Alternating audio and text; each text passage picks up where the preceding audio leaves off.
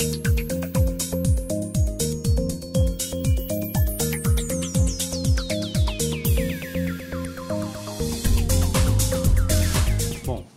primeiramente, bom dia a todos presentes, né?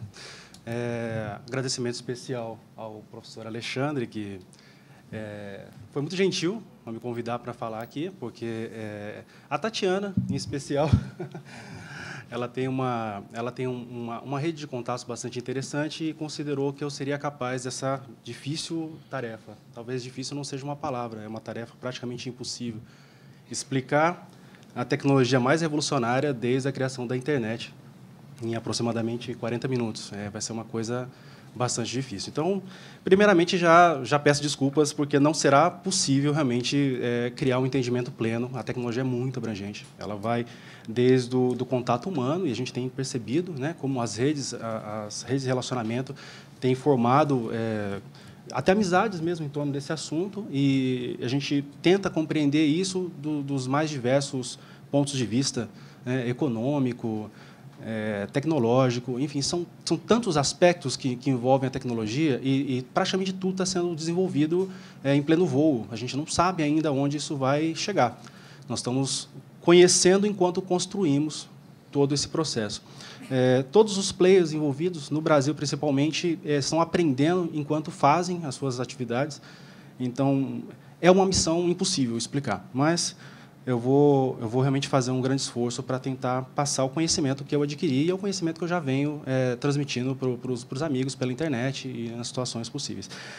Gostaria de agradecer à FGV, novamente, que a FGV tem feito um esforço enorme para tentar compreender e tentar criar as condições favoráveis para que a tecnologia floresça no Brasil, sem os entraves jurídicos que poderiam realmente congelar a nossa oportunidade. Semelhante ao que aconteceu no passado, né, que tivemos reserva de mercado e outros problemas causados por falta de entendimento de como funciona a tecnologia. A tecnologia é muito difícil de entender. Sobre o Bitcoin, nós temos uma complexidade enorme de uma tecnologia que surgiu muito rápido, tomou de assalto praticamente todos os meios tecnológicos, e, diferente de tudo que a gente tem visto antes da tecnologia do Bitcoin, ele surgiu de uma forma intempestiva, uma forma não planejada, e com agentes anônimos. É uma coisa que não se conhecia antes. A internet, os protocolos de internet, tudo foram construídos através de consórcios, de reuniões formais, de documentação, de patentes. O Bitcoin não. Ele surgiu da noite para o dia, sem aviso, sem nenhum sinal de que alguém estava trabalhando nele. Foi uma coisa realmente muito diferente do que se espera. No final do ano de 2007, as pessoas que estavam envolvidas nas comunidades de hackers, comunidade de criptografia, comunidade de segurança da informação, falavam basicamente sobre a vigilância na internet, falavam basicamente sobre os processos da economia mundial, globalização. Não havia muitos debates no sentido de se criar uma moeda. Isso é uma coisa que a gente procura na internet, tenta pesquisar e não encontra praticamente nada. Apenas aquelas tentativas de laboratório, né, que todo mundo conhece, que está bem documentado. Mas não havia nenhum precedente, alguém que dissesse vamos tentar fazer uma moeda para substituir qualquer outro mecanismo financeiro de pagamento, de remessas ou qualquer coisa. Ninguém tocava no assunto. Então, foi uma coisa que realmente tomou todo mundo de surpresa e a gente ainda está tentando entender como é que isso aconteceu. No final do ano de 2007, numa lista de discussão da internet, na chamada Cryptography Mailing List, que é basicamente uma lista de hackers, não tinha ali pessoas comuns, não tinha ninguém de economia, é basicamente o pessoal que gosta de segurança da informação. E ali estavam os top dos tops, realmente. Essa lista era uma lista muito bem populada pelas maiores mentes da segurança da informação. E praticamente todos os agentes ali são anônimos. Todo mundo era anônimo, praticamente ninguém agia com o próprio nome ali.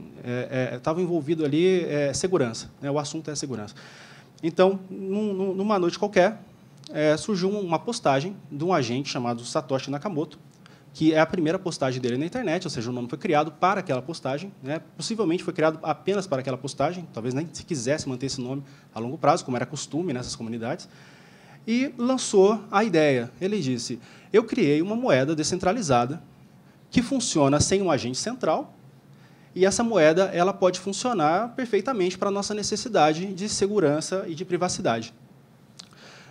Isso, a princípio, não chamou muita atenção. Na primeira semana, as pessoas não prestaram muita atenção no que foi dito ali. Uma semana depois, já se começou os debates, as críticas, o pessoal dizendo isso não funciona, isso não é possível. E as críticas mais fundamentais para que uma moeda? Já tem tantas moedas, os governos emitem moedas, elas funcionam, né? As pessoas estão utilizando moedas. As moedas formais, governamentais, elas existem perfeitamente. Eu posso mandar dinheiro de qualquer lugar para qualquer lugar, sem muita dificuldade.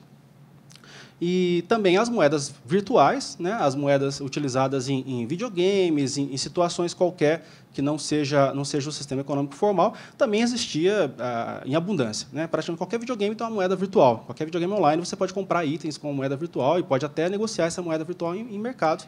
Isso qualquer pessoa que esteja ligado à área de videogames conhece, já utilizou. Até num joguinho de Fazenda Feliz você pode ter uma moeda virtual ali dentro. Só que essas moedas virtuais elas são centralizadas, elas são bem focadas naquela área. E também as moedas digitais, né, que são as representações digitais das moedas governamentais, elas também já estavam plenamente estabelecidas. Todo mundo usa moeda digital no dia a dia. Você transaciona com cartão de crédito, cartão de débito, faz operações eletrônicas, compra da China, enfim, tudo isso é moeda digital, né, que é uma representação da moeda governamental formal, seja ela qual for. Então, o que definia o Bitcoin e que começou a causar uma diferenciação, que fez todo mundo compreender que aquilo ali não era uma coisa comum? Foi a palavra descentralizado. O que define realmente o Bitcoin, o que diz o Bitcoin é diferente de tudo que já existiu antes, é que ele é descentralizado. Se você utiliza um banco brasileiro, um banco americano, enfim, não importa que banco que é, todas as operações que você faz, seja com seu cartão de débito, seja num caixa eletrônico, seja na fila do banco, seja online, todas as operações elas são validadas por um agente central, que é o seu banco. O seu banco ele tem um data center com computadores e sistemas, e toda operação que você faz, antes dela retornar para a sua tela, antes dela efetivamente ser concluída, ela foi totalmente validada por um agente central, um agente único. Aquele agente único controla o seu saldo, controla a sua conta. Esse agente único sabe tudo sobre a sua vida. Esse agente único ele te pede uma série de documentações para que aquilo fique formalizado. E quando você faz uma operação interbancária, você transfere para um outro banco, os bancos possuem um segundo agente central. Esse segundo agente central é que vai fazer a intermediação. Então, sempre existe um agente central que cuida das operações. Isso funciona em tudo, mesmo na moeda virtual de videogame. Existe um agente central que gerencia esse seu saldo. O trabalho fundamental dele é garantir que você é você e garantir o seu saldo. No momento que você deposita, transfere, saca, ele é que controla isso.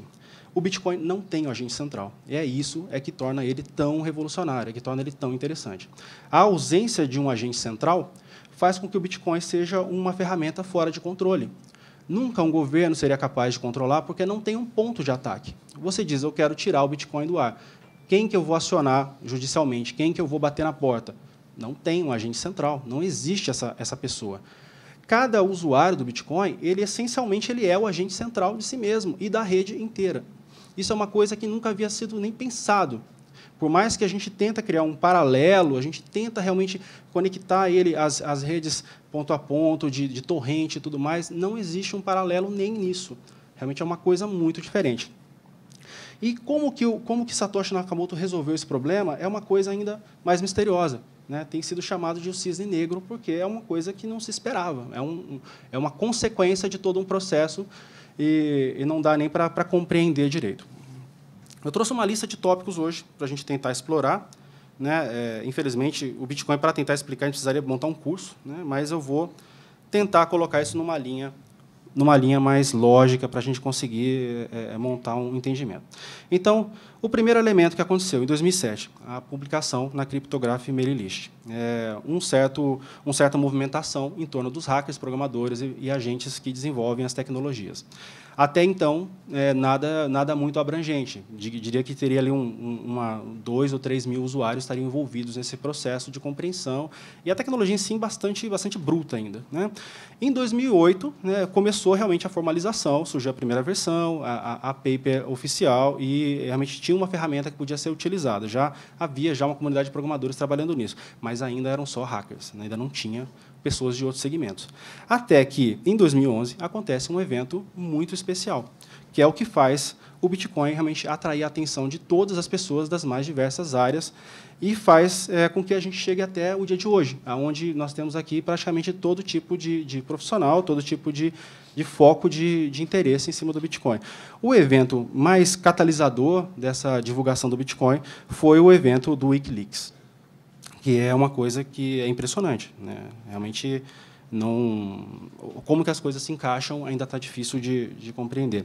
Em 2011, o Wikileaks estava com as contas bloqueadas, né? Para quem não sabe o que é o Wikileaks, é um site que se encarregou da tarefa de divulgar documentos oficiais para tentar provar que existe uma série de eventos de corrupção a nível global. Enfim, esse é o trabalho que eles se propõem a fazer. E eles tiveram as contas bancárias bloqueadas e foram impossibilitados de receber doações por cartão de crédito. Isso foi feito de uma maneira extrajudicial, praticamente. Não teve nenhum processo formal. Incapacitados de receber doações, eles foram incapazes de continuar o trabalho deles. Muitas viagens, enfim, muitas despesas. As doações eram a única fonte de renda para o trabalho deles. Então, em 2010, o Julian Assange começou a conversar nas listas de discussão, perguntar se o Bitcoin poderia ajudar nesse sentido, já que o Bitcoin ele era invulnerável a bloqueios. E o pessoal falava assim, o Bitcoin vai resolver seu problema. Se você utilizar o Bitcoin, nenhum governo vai poder bloquear a sua conta, nenhuma operadora vai poder dizer que você não pode receber a doação, e quem doar vai ficar oculto, vai ficar protegido pelo pseudo-anonimato da rede. Então, em 2011, eles efetivamente colocam no ar, apesar de protestos do Satoshi, que não queria que isso acontecesse, porque, de acordo com o Satoshi, a rede não aguentaria, não estava pronta para uma divulgação maciça. E ele estava certo, não estava pronta para uma divulgação maciça. As tragédias foram muitas, muita gente perdeu dinheiro porque a tecnologia não estava madura. Bom, esse evento de descentralização foi uma coisa, a descentralização do recebimento de doações do Wikileaks foi o grande catalisador. Isso é que promoveu realmente o conhecimento geral sobre o assunto. Mais uma vez, o Bitcoin havia atraído a atenção pelo segundo momento dele, e nesse momento, ninguém entendia como funcionava. Não havia uma exchange boa o suficiente para atrair o público, não havia uma carteira que funcionasse perfeitamente, não havia uma estrutura, havia poucos nós na rede e tudo mais. Mas se começou a ter um debate, começou a se formar comunidades, e é nessa época que eu comecei a participar realmente ativamente também das comunidades brasileiras, e no Brasil começou a se formar os primeiros 100, 200, 300 usuários, que estão praticamente aqui. Os primeiros estão aqui. São os nossos amigos aí de tantas discussões. Naquele momento, ninguém sabia, mas hoje a gente sabe exatamente como que a rede funciona. E os atores que atuam nessa estrutura. Para compreender o Bitcoin, é importante compreender que o Bitcoin ele é uma tecnologia, mas que essa tecnologia sozinha ela não tem funcionado sem a atuação de agentes centralizadores. Então, o Bitcoin em si ele não precisa de agentes centrais, mas não funcionaria sem os agentes centrais, que, por exemplo, são as exchanges que temos aqui hoje. Temos a Foxbit, a Bitcoin2U. Não funcionaria sem as operações bancárias de conversão. No entanto, essas operações centralizadas elas são as que têm mantido a capacidade do Bitcoin de funcionar a nível global. Hoje, para mim mandar Bitcoins para alguma pessoa, eu preciso antes converter esse Bitcoin em reais ou reais para Bitcoin e depois, no destino, fazer a reconversão dele. Naquele momento, não existia isso. Naquele momento, as transações eram todas ponto a ponto. Naquele momento inicial de 2011, a gente não conseguia fazer essa conversão de uma maneira muito prática. As conversas eram todas por Skype, todas por chat. Era muito complicado. E, em geral, também a gente não entendia bem quem eram os agentes que estariam envolvidos nesse processo. Quem que era a pessoa que faria realmente a conversão, quem que é a pessoa que faria a transação, quem é a pessoa que faria a mineração. Bom, então, quem são os agentes que operam hoje? Externamente à rede Bitcoin, nós temos os exchanges, temos as empresas que estão tentando desenvolver tecnologias, cartões, facilitadores. Mas, dentro da rede Bitcoin, nós temos, essencialmente, três agentes. Nós temos o nó da rede, que é aquela pessoa que instala o software oficial no seu computador. O nó da rede é o elemento fundamental descentralizador. Ele é que define por que o Bitcoin funciona de uma maneira sem um ponto central. O segundo agente é o minerador. É o agente mais incompreendido nesse processo. Praticamente ninguém está entendendo realmente o trabalho do minerador. O terceiro agente é o usuário comum, aquele que não é nó, não instalou uma carteira, ele simplesmente quer movimentar Bitcoin, seja por razão que for. Ou é o trader que quer fazer lucro, ou é a pessoa que quer simplesmente possuir Bitcoin, ou a pessoa que quer comprar Bitcoin para fazer uma remessa, reconverter. Ou aqueles mais empolgados são aqueles que querem comprar e guardar e esperar que a tecnologia se desenvolva para obter os frutos disso. O nó de Bitcoin ele é o elemento mais importante. O Node Bitcoin é o software que você instala, e sem ele nada funcionaria. Quando você resolve se tornar um Node Bitcoin, você está fazendo praticamente um trabalho político. Você está dizendo que você quer aumentar a distribuição de poder dentro da rede. Por quê? O Bitcoin, teoricamente, funcionaria com 2 nós. 2 nós já formam uma rede. 2 pessoas instalam software em seus computadores, esses softwares passam a se comunicar e é possível fazer a transação de ponto A para ponto B. No entanto, para que a rede funcione de verdade, ela tem que ter o caráter de ser imparável. Eu tenho que ser capaz de ter suficientes nodes, de forma que, se eu precisar fazer uma modificação substancial, um bloqueio de transferência de valores ou uma identificação dos usuários, eu precisaria acessar uma quantidade suficiente de nodes. 50%, 80% dos nodes é o mínimo para que eu possa parar a rede. Então, no momento atual, nós temos uma quantidade enorme de nodes, nós temos 30 mil nodes executando, e esse número é bastante impreciso, nós nem sabemos, e é um trabalho praticamente político. Você não precisa executar um node para que você funcione. E, de fato, a maioria das pessoas não utiliza. Temos 30 mil nodes, significa que podemos ter 1 milhão de usuários de Bitcoin que não têm nodes, que não executam nodes. O node de Bitcoin ele tem uma função fundamental. A função dele é ser o centro do processamento de dados. Embora a gente espere que uma rede tão grande ela tenha um servidor central, com banco de dados e tudo mais, cada nó na rede ele é um agente central. É como se você instalando aquele softwarezinho no seu computador, que ocupa ali 40 GB do seu disco, um pouco de banda de internet, processamento, realmente não é um software muito pesado para a tecnologia atual. Né? Ele demora um tempo para se estabelecer, mas depois ele fica bastante leve. Apesar desse software simples, básico, que você roda na sua máquina, ele executa todo o trabalho da rede. Ele funciona exatamente como aquele computador que fica lá na central de processamento do seu banco. Ele funciona exatamente como o computador que fica na central de processamentos do banco que faz as operações interbancárias. Ele é o centro da rede. Apesar de existirem 20 mil deles, os 20 mil fazem o mesmo trabalho. Todos eles fazem o mesmo trabalho. Nenhum deles faz menos trabalho que o outro. E por que funciona dessa maneira? Porque quando você faz uma transferência de valor em Bitcoin, digamos que você possui lá uma certa quantidade de Bitcoins, que você recebeu de qualquer maneira, e você precisa transferir isso para alguém, para uma outra pessoa na rede, seja ela um nó ou um usuário comum de uma carteira leve, não importa. Se você vai transferir isso, o seu software vai produzir uma transação. Essa transação ela é disparada para a rede. Quando fala rede, porque são nós interconectados. Todos os softwares estão conectados a todos os outros. Nenhum deles procura um centro de ação. Ele manda para qualquer nó, e esse outro nó recebe essa informação e repassa para frente. Esse outro que recebe repassa para frente, e continua esse processo até que todo mundo receba, semelhante a uma rede torrente. O trabalho do Node, ele, além de ser a sua carteira, de fazer o trabalho para você, ele ainda tem esse trabalho de repassar as transações da rede, e, ao repassar as transações da rede, ele tem que processar a transação inteira.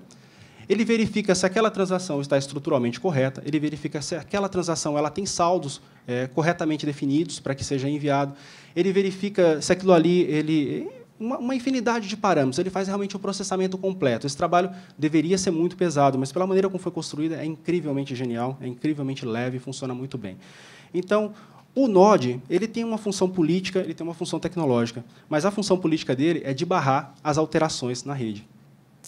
Por quê? No momento que ele faz a validação e repassa a transação para a rede, ele pode decidir que aquela transação não deve prosseguir. Ele pode ser o agente de bloqueio. Se, por exemplo, eu tentar fazer uma transação de uma conta que não possua saldo, ele recebe, eu posso enviar isso para a rede, eu posso escrever o software especialmente para fraudar a rede, envio uma transação sem saldo e espero que ela chegue no destino. O próximo nó que receber vai fazer a validação, vai bloquear essa transação e vai me bloquear. Ele vai cancelar a minha comunicação com a rede. Eu posso fazer infinitas tentativas e nunca vai andar para frente, porque cada nó faz o trabalho do agente central, cada nó faz o trabalho de filtragem, faz o trabalho político de manter a rede segura, de realmente verificar se tudo está dentro das regras estabelecidas. Além do trabalho do Node de ser minha carteira, além do trabalho de ser o Node fiscalizador, ele também fiscaliza os mineradores. E eu já vou explicar o que é o minerador. Então, quando você instala um Node no seu computador, é uma carteira padrão, que é pesadinha, ocupa 40 GB, e muita gente não quer utilizar ela por conta disso. Quando você instala ela, você também está dizendo o seguinte: o minerador você vai ter que trabalhar de acordo com as regras estabelecidas, porque se você minerar um bloco, eu já vou explicar o que é um bloco, e esse bloco não estiver de acordo com as regras estabelecidas, eu não vou distribuir ele na rede, eu vou bloquear ele. Então, para que um bloco minerado propague na rede e seja considerado válido para todo mundo, ele precisa também estar de acordo com as regras que os nodes esperam. Porque o node ele vai espalhar esse bloco pela rede conforme ele recebe. O minerador não tem a capacidade de transmitir esse bloco para todos os pontos da rede. Ele precisa que o próximo ponto da rede faça o trabalho de enviar para o próximo, e o próximo faça o trabalho de enviar para o próximo, como um telefone sem fio, quase infinito. Então, essa é a função do node, ser a sua carteira, ser o validador das transações e ser o validador dos blocos. Isso é uma importância enorme. E é isso que significa a descentralização no Bitcoin. O trabalho do node. Isso é descentralização. Cada node é o ponto central da rede. Então, o node é o primeiro agente. O segundo agente é o minerador. O trabalho do minerador é muito incompreendido. As pessoas, eu acho até pela terminologia que foi escolhida, mineração, né, se foi escolhido esse termo porque o Bitcoin, a princípio, foi chamado de ouro digital, e, logo nos primeiros dias, as pessoas gostaram dessa ideia e ficou dessa maneira. Então, desde a paper original, da publicação original, já foi chamado de minerador. Mas, na verdade, a semelhança com a mineração formal é praticamente zero, não tem semelhança nenhuma. O trabalho de mineração não é o trabalho de encontrar algo, não é o trabalho de procurar algo. O trabalho de mineração é bastante simples. Quando uma transação Bitcoin é escrita, quando você instala o software no seu computador e escreve uma transação enviando um valor para alguém, seja qual for o objetivo dessa transação, essa transação ela propaga na rede e os nodes recebem, eles simplesmente verificam se você tem saldo e aceitam essa transação e repassam. No entanto, eu posso escrever 3, 4, 5, 6, 10, 20, infinitas transações que são válidas com o mesmo saldo. Isso é uma característica do sistema descentralizado. Uma coisa que jamais aconteceria no seu banco. No seu banco, se você enviou o valor para alguém, ele já bateu o seu saldo e acabou ali. Né? Você não tem mais o saldo para executar uma segunda operação, aquilo ali já acabou. No Bitcoin, não. Não existe o abatimento de saldo. Em momento nenhum você existe um saldo, para falar a verdade. Né? E, tecnicamente, o saldo é uma palavra que não existe dentro do Bitcoin. Quando você escreve uma transação mandando valor de A para B, você pode escrever uma outra transação mandando o mesmo valor de A para C, uma outra transação enviando o mesmo valor para outros. Enfim, você pode enviar múltiplas transações e todas elas seriam válidas, até que essas transações cheguem em todos os pontos da rede, porque a rede é enorme. E a maneira de distribuição dessa informação na rede é lenta. Eu mando para um ponto A, esse ponto A manda para o ponto B manda para o ponto C. Mas eu posso mandar uma transação diferente para um outro ponto A, que manda para um outro ponto B, que manda para um outro ponto C. E isso vai se espalhar e vai gerar um conflito, 3, 4 transações movimentando o mesmo valor, o mesmo saldo. Então, o trabalho do minerador consiste em escolher, dentre transações conflitantes, qual que ele vai validar, qual que ele vai dizer, olha, a transação que você enviou é válida, a outra transação que você enviou também é válida, mas elas não são mutuamente válidas. Você não consegue ter as duas válidas, elas são válidas somente uma delas. Isso é o chamado gasto duplo, que era o grande problema de se tentar criar. Né? O problema é que ninguém discutia naquele momento, né? Mas passou a se discutir porque Satoshi levantou esse tema.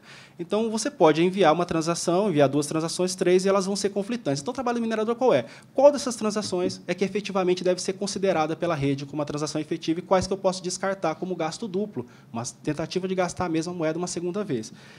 E, para fazer esse trabalho, ele cria um bloco, que é o chamado bloco de transações. A cada 10 minutos, os mineradores eles escolhem transações na rede, verificam elas estruturalmente, verificam os saldos necessários para se fazer os envios, eles escolhem as transações, validam tudo, montam um bloco de dados, ou seja, transação A, B, C, D, enfim, lista elas ali e assina esse bloco de dados. Esse processo de escolher, esse processo de assinar, é muito simples, é muito básico, é um trabalho computacional que pode ser feito com o computador mais simples da atualidade, sem esforço nenhum. Só que isso não poderia ser feito por um agente central. Eu não posso simplesmente definir, esse cara vai ser o minerador. Eu escolhi esse cara que vai escolher quais transações são válidas, porque esse seria um ponto político de ataque muito simples, não seria descentralizado, seria centralizado. Então, o minerador também tem que ser um agente descentralizado, eu tenho que possibilitar que tenha N mineradores, e eu não posso dizer quem são. Qualquer pessoa pode escolher esse minerador, pode resolver fazer esse trabalho de escolher as transações. Então, para que isso funcionasse, o minerador ele teria que ter uma tarefa competitiva, porque só pode ter um bloco de cada vez, não podem ter 10 blocos simultâneos. Apenas um bloco também será considerado válido, é apenas um bloco na rede a cada 10 minutos, não tem 2. Então, como é que eu faço para escolher quem que vai gerar o bloco? É quem chegar primeiro. Quem produziu o bloco mais rápido é o que ganhou. Se o bloco é válido, todos nós vão analisar e considerar válido, o que chegou primeiro é o que está valendo. Então, para definir quem chegou primeiro, existe uma disputa de força. Existe uma disputa, é uma coisa bem engraçada, né? Existe uma corrida do ouro, praticamente. Todo mundo tem uma tarefa muito simples para realizar, então eu tenho que deixar essa tarefa um pouco mais complicada para que eles tenham um elemento de disputa. Então, para tornar essa tarefa mais complicada, foi criado o processo de mineração por trabalho, por força de trabalho. Então, prova de trabalho, desculpa. Para executar essa prova de trabalho, foi definido que seria uma operação matemática, lógica, um algoritmo muito básico, muito simples, que seria executado infinitas vezes, quantas vezes fossem necessárias, até se atingir um resultado imprevisível. É um processo de loteria, ou seja, vai gerando números aleatórios aí, e quem achar primeiro aquele número que a gente espera é o que ganhou. Não tem uma utilidade para isso, a não ser criar uma corrida. Simplesmente. As primeiras divulgações de Bitcoin falavam sobre esse trabalho de mineração como se fosse um trabalho de executar um desafio matemático. Isso ainda aparece hoje nas publicações, que o trabalho de mineração ele resolve uma dificuldade matemática, ele resolve um elemento matemático complicado. Não, não é complicado, é extremamente simples. O minerador ele simplesmente fica sorteando números através do trabalho de assinar o bloco. Assinar o bloco é simplesmente pegar os dados daquele bloco, submeter a um algoritmo que vai gerar um hash matemático. Esse hash é uma sequência de letras e números que você não sabe qual vai dar. Você pega ali, submete aquele bloco ali, a lista de transações, né, transação A, B, C, D, submete a um algoritmo, ele gera lá uma lista de letras e números, você não sabe qual o resultado que vai sair. E o fato de você não saber, né, gera esse elemento de imprevisibilidade. Então, o que o minerador tem que fazer? Ele tem que montar o bloco, submeter a rotina de hash, verificar se esse hash atingiu o objetivo que a rede espera, que é a chamada dificuldade. A dificuldade, eu não vou entrar no aspecto técnico dela, porque a gente está com pouquíssimo tempo hoje, tem muito assunto para ser abordado. Mas, essencialmente, o minerador ele gera o hash e verifica. É esse hash que a rede espera? Não. Ele modifica um pouquinho o bloco, ele muda a data, ele muda algum elemento modificável, e tem muitos elementos modificáveis, por exemplo, a lista de transações, submete novamente ao algoritmo. É esse hash que a rede espera? Não. Então, ele modifica de novo e tenta de novo. E ele faz isso milhões, bilhões, trilhões, 4 trilhões de vezes por segundo. É por segundo, nós estamos falando de 4 trilhões de tentativas por segundo. Por que chegou esse número tão absurdo? Nós estamos hoje falando as tentativas elas estão na casa dos peta. Nós estamos falando de mega, giga, tera, e o número vai se excedendo, excedendo, excedendo. O ano que vem nós vamos chegar a 1 hexa, que é uma coisa inacreditável. É inacreditável a quantidade de trabalho que se executa. A quantidade de tentativas de se obter um hash que seja considerado válido pela rede. E é um trabalho praticamente inútil. É só uma corrida para ver quem chega primeiro, porque quem chegar primeiro é o cara que montou o bloco. Esse trabalho de montar o bloco, só lembrando, serve apenas para escolher dentre as múltiplas transações válidas quais que vão ser efetivamente consideradas válidas pela rede, e qualquer transação conflitante é descartada como gasto duplo. Então, esse trabalho de mineração ele exige um esforço computacional, compra de equipamentos caros, com equipamentos bem complicados. Atualmente, a tecnologia está bastante refinada nesse sentido, e gasta muita energia elétrica, gasta muito mesmo. A gente vê as estruturas elétricas com cabeamentos de cobre de 30 centímetros de espessura. Assim, a quantidade de nível industrial pesado. Realmente, as usinas de mineração consomem quantidades enormes de energia elétrica. Então, para que isso funcionasse, tem que ter um incentivo econômico. E qual é o incentivo do minerador? No momento que ele minera um bloco, ele recebe uma recompensa. Essa recompensa é uma quantidade de bitcoins pelo trabalho executado. Não quer dizer que todo mundo que executar o trabalho vai receber, apenas quem chegar primeiro. Daí a corrida do ouro. Realmente, quem conseguir chegar primeiro vai receber a recompensa. A recompensa por bloco minerado começou com 50 bitcoins, numa época que o bitcoin valia muito pouco, e a cada 4 anos ela é reduzida. Então, a cada 4 anos, esse número cai pela metade. Hoje ela está em 25 bitcoins, depois vai para 12,5 e vai continuar diminuindo pela metade. Qual que é a razão de diminuir pela metade? O Bitcoin tem uma característica adicional, que é uma característica bastante polêmica, do ponto de vista econômico, que é a ideia dele ser uma moeda deflacionária, com um suprimento bastante limitado e que vá sendo mais limitado a cada dia. Então, se o Bitcoin não valorizar ao longo do tempo, ele se torna inviável, porque o suprimento vai se tornar cada vez menor. Por exemplo, se o minerador gastava X de energia elétrica para produzir 50 bitcoins por bloco, e, de repente, ele passa a conseguir apenas a metade disso, é semelhante a uma empresa que tem lá uma lucratividade com a atividade e, de repente, a lucratividade cai pela metade, assim, de um minuto para o outro. É claro que é previsível, a data é bem previsível, não existe margem nenhuma para erro nesse sentido. Mas, naquele momento da virada, se o Bitcoin não atingir uma certa valorização, a mineração se torna inviável, né, para algumas pessoas que não tiverem um nível de eficiência suficiente. Então, existe um incentivo muito grande para a valorização do Bitcoin. Tantos investimentos sendo feitos, tanto gasto, enfim, precisa valorizar ao longo do tempo. Então, o suprimento ele vai diminuindo como uma tentativa de criar uma moeda deflacionária e, teoricamente, a moeda deflacionária ela deveria valer mais a cada dia, né? De fato, isso foi verdade por um tempo e agora já não está mais uma verdade que a gente possa observar no Bitcoin já há alguns anos. Deixa eu ver minha lista de tópicos.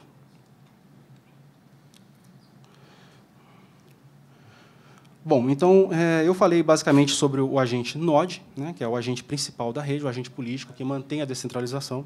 Falei sobre o agente minerador, que faz o trabalho de escolher quais transações serão consideradas válidas, e o usuário comum, aquela pessoa que talvez não queira participar do processo político da rede, queira apenas ter o Bitcoin. Então, ele só tem uma carteira em algum mecanismo online ou uma carteira de papel, enfim, existe uma infinidade de possibilidades de ter um Bitcoin sem ter um software consumindo sua rede e seu processamento.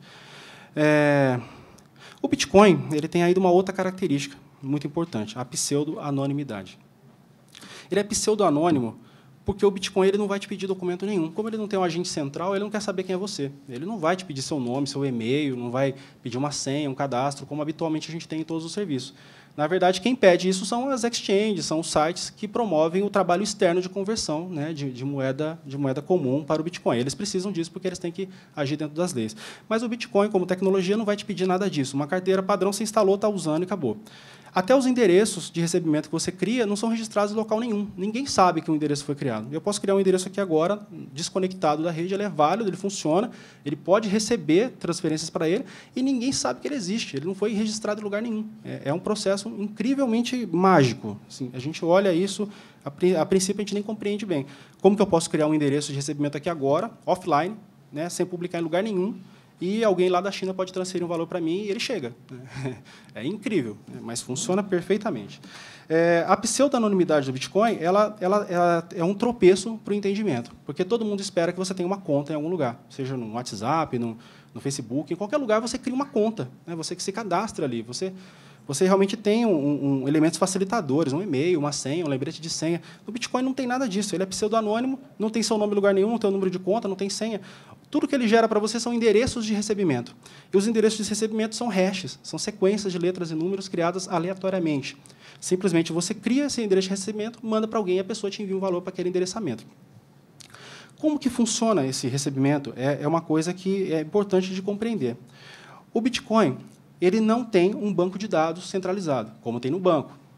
O que ele tem é um banco de dados distribuído, que todos os nodes da rede mantêm esse banco de dados. É ali que são armazenadas as transações, aquilo que eu falei sobre o agente Node, que recebe a transação e repassa. Além de receber e repassar, ele armazena isso para a posteridade. Ao armazenar essas transações, a única coisa que ele realmente, efetivamente sabe é valor e destino. Tudo que ele sabe é isso. A origem do valor, obviamente, né? E o destino do valor. E o destino do valor é só o endereço. E o endereço é exigido para você, como usuário da rede, que você tenha muitos endereços. É exigido que você tenha um endereço para cada recebimento, senão não funciona a pseudonimidade. Se você usar o mesmo endereço, você praticamente está se entregando. Na medida que alguém souber que aquele endereço é seu, ele sabe tudo que você recebeu, ele pode acompanhar o seu saldo o resto da vida através daquele endereço. Então, a pseudonimidade exige que você tenha muitos endereços de recebimento. Cada micro recebimento que você fizer tenha 1, 2, 3, 4, enfim, tem que ter vários. Isso gera uma confusão enorme, porque você tem uma carteira com 300, 400 endereços ali após alguns anos. Os usuários se confundem bastante com isso. Mas é importante compreender por que isso é assim.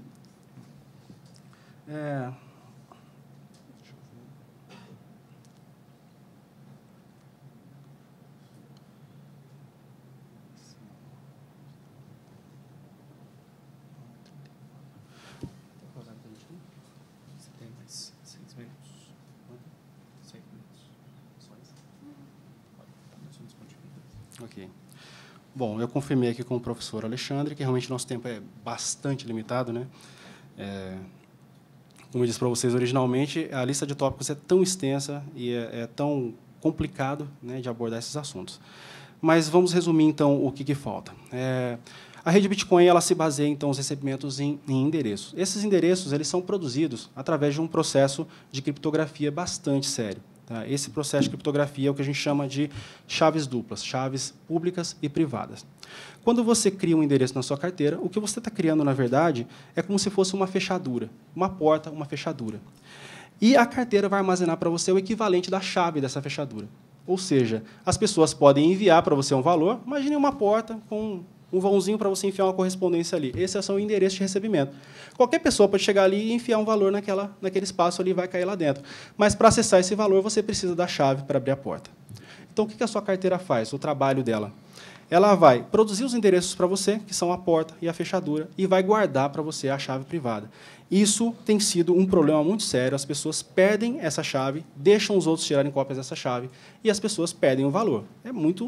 Acontece com muita frequência. Tá? Muitos usuários têm feito isso, e atualmente eu já nem recomendo mais tanto que as pessoas utilizem Bitcoin dessa forma mais bruta, porque elas vão perder o valor em algum momento. Elas vão deixar um pendrive disponível para alguém vai acabar acessando isso e vai roubar o valor dela.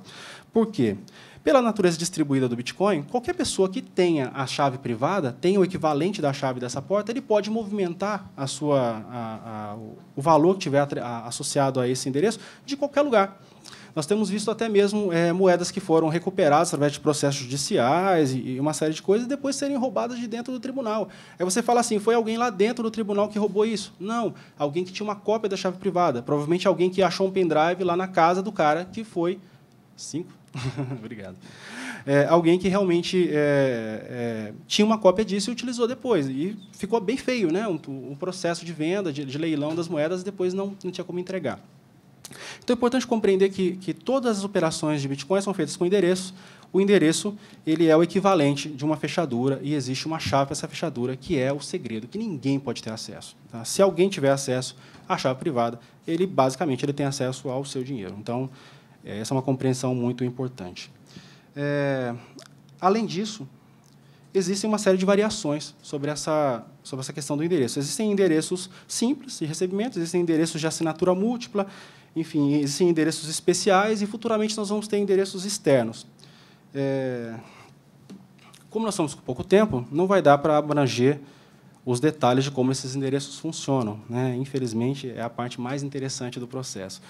Mas eu gostaria de encerrar, então, dizendo para vocês que a tecnologia Bitcoin, a tecnologia blockchain, que é o banco de dados distribuído, ela é indissociável, ela não tem como ser separada. É um tema que a gente pode abranger depois nos fóruns. Eu gostaria muito de falar sobre isso, vai ser bem interessante.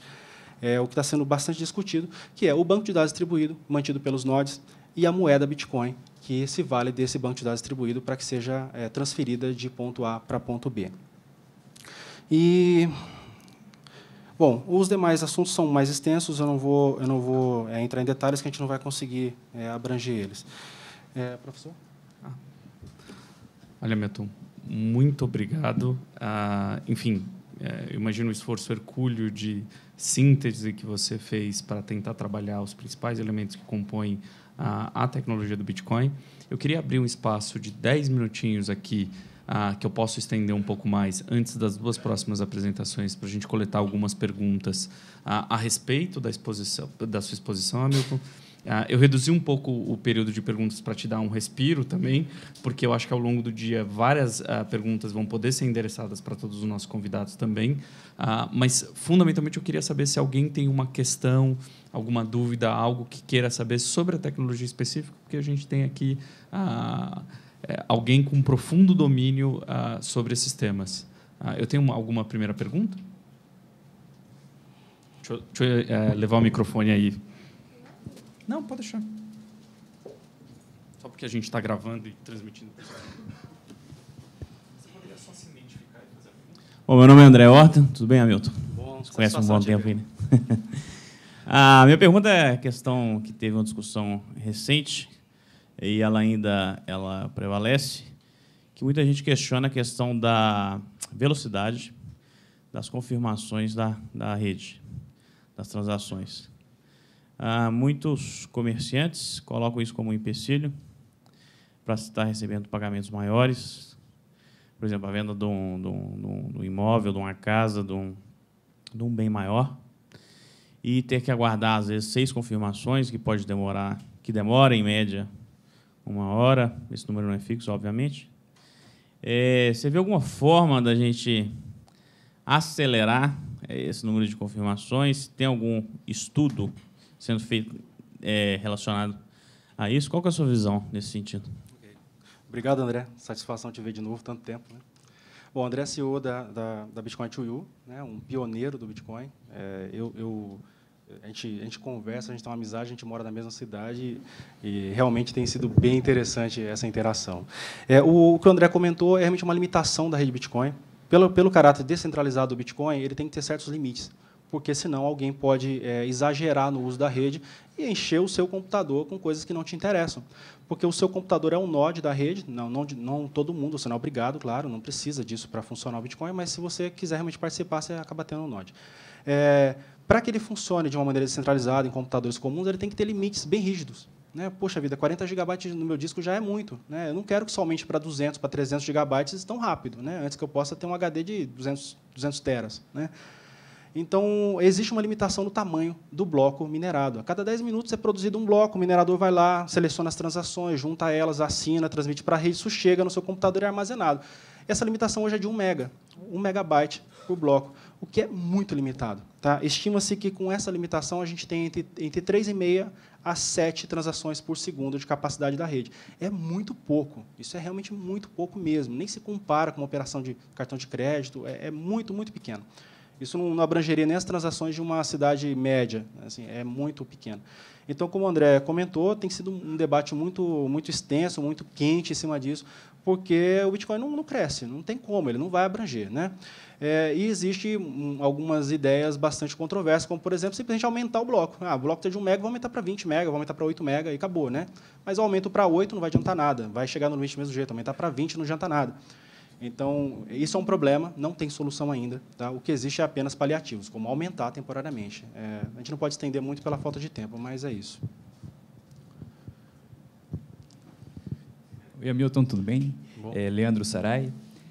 Se for impossível, depois a gente conversa por e-mail. Okay. Dá para dar uma palhinha sobre o mecanismo de evitar o gasto duplo? Porque a gente fica imaginando, o mecanismo é descentralizado. Eu mando uma transação para um node, vai uma outra transação minha, que é inválida, para outro node. Mas ali eu tenho um computador que funciona mais rápido.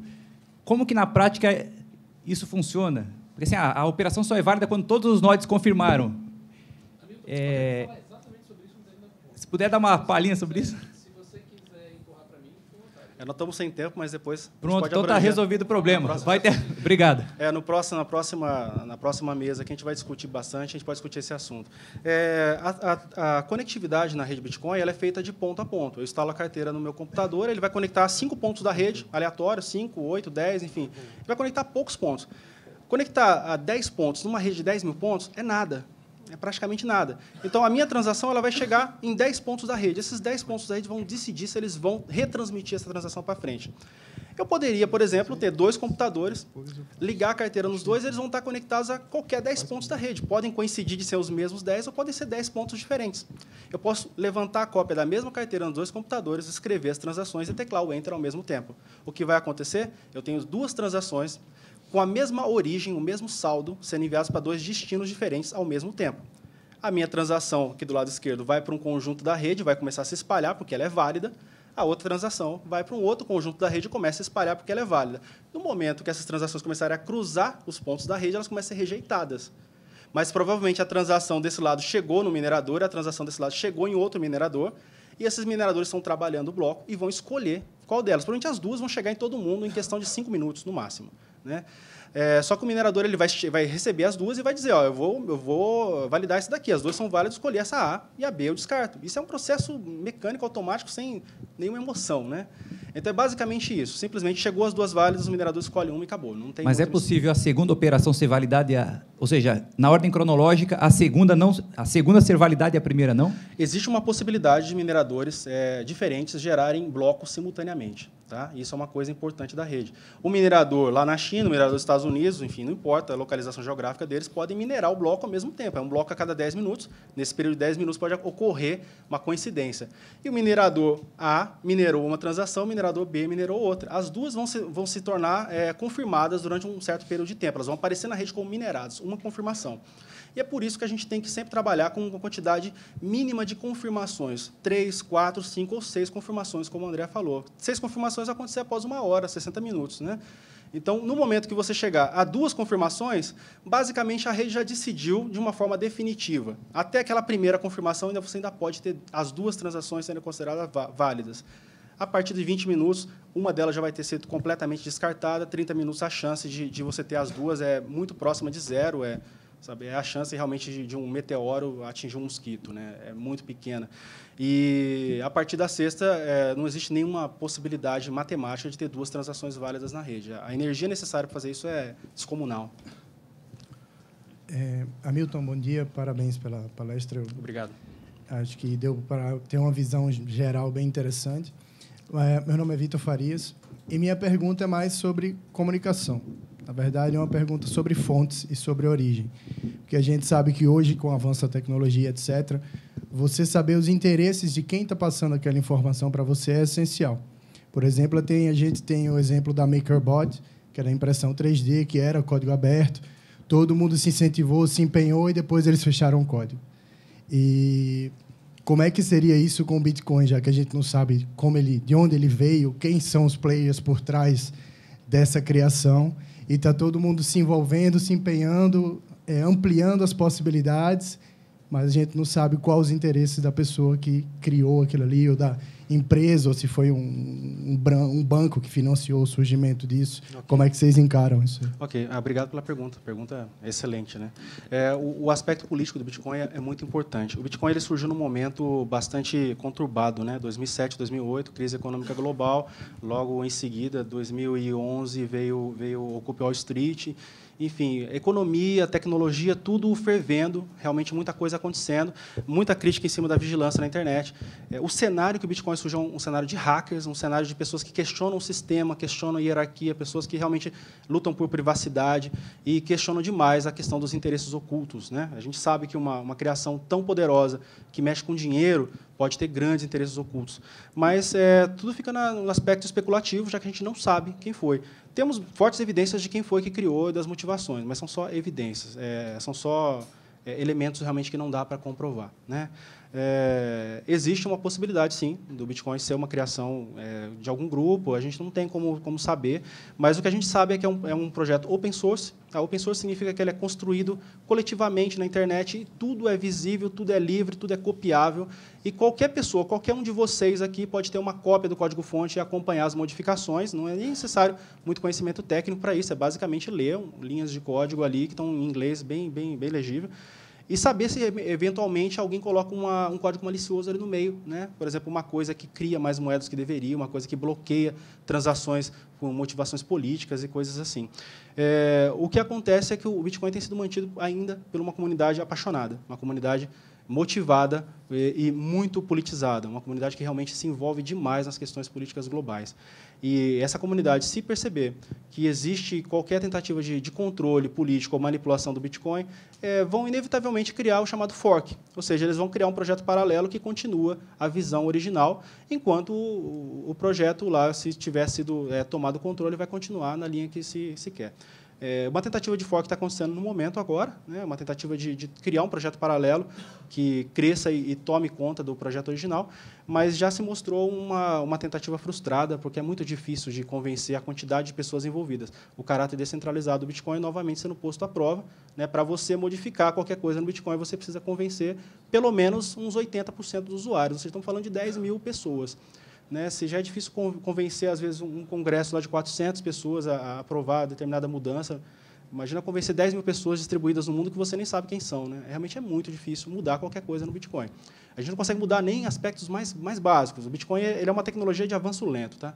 Vai ser muito difícil mudar qualquer coisa. Então, para um agente político tentar mexer ali, ele vai ter que se esforçar demais. Bom dia, Milton. Eu sou o João Canhada, da Foxbit. Obrigado, Canhada. E Eu queria fazer uma pergunta mais direcionada ao seguinte: o André citou em relação ao tempo de confirmação de rede e tal.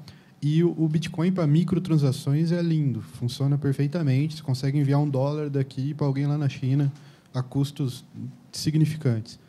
E eu tenho visto muita coisa relacionada a sidechains e empresas que estão se unindo para fazer as transações sem efetivamente passar pela rede. Eu queria ver a sua visão com relação a isso. Até vi uma conversa sobre a Bitstamp, Bitfinex e algumas grandes exchanges fazer algo semelhante. Muito obrigado. Essa pergunta é espetacular. O professor não vai gostar muito, porque esse é um tema para 8 horas de debate, né? Fácil, só para pegar a pontinha do iceberg, né? Sidechains significa o seguinte: existe o Bitcoin, ele tem um blockchain é cadeia de blocos, que é o banco de dados descentralizado, que todo mundo mantém uma cópia, todo mundo valida, todo mundo garante que ele está íntegro e dentro das regras. Só que o Bitcoin é uma tecnologia de avanço lento. Então, como é que eu promovo uma mudança dentro da tecnologia? Foi pensado, uma mudança, por exemplo, transações mais rápidas, transações mais baratas, enfim, qualquer mudança que você esperar. Pode implementar qualquer tipo de coisa ali. Uma das formas de fazer seria criar sidechains, que seriam cadeias de blocos paralelas que se comunicam com a cadeia de blocos principal.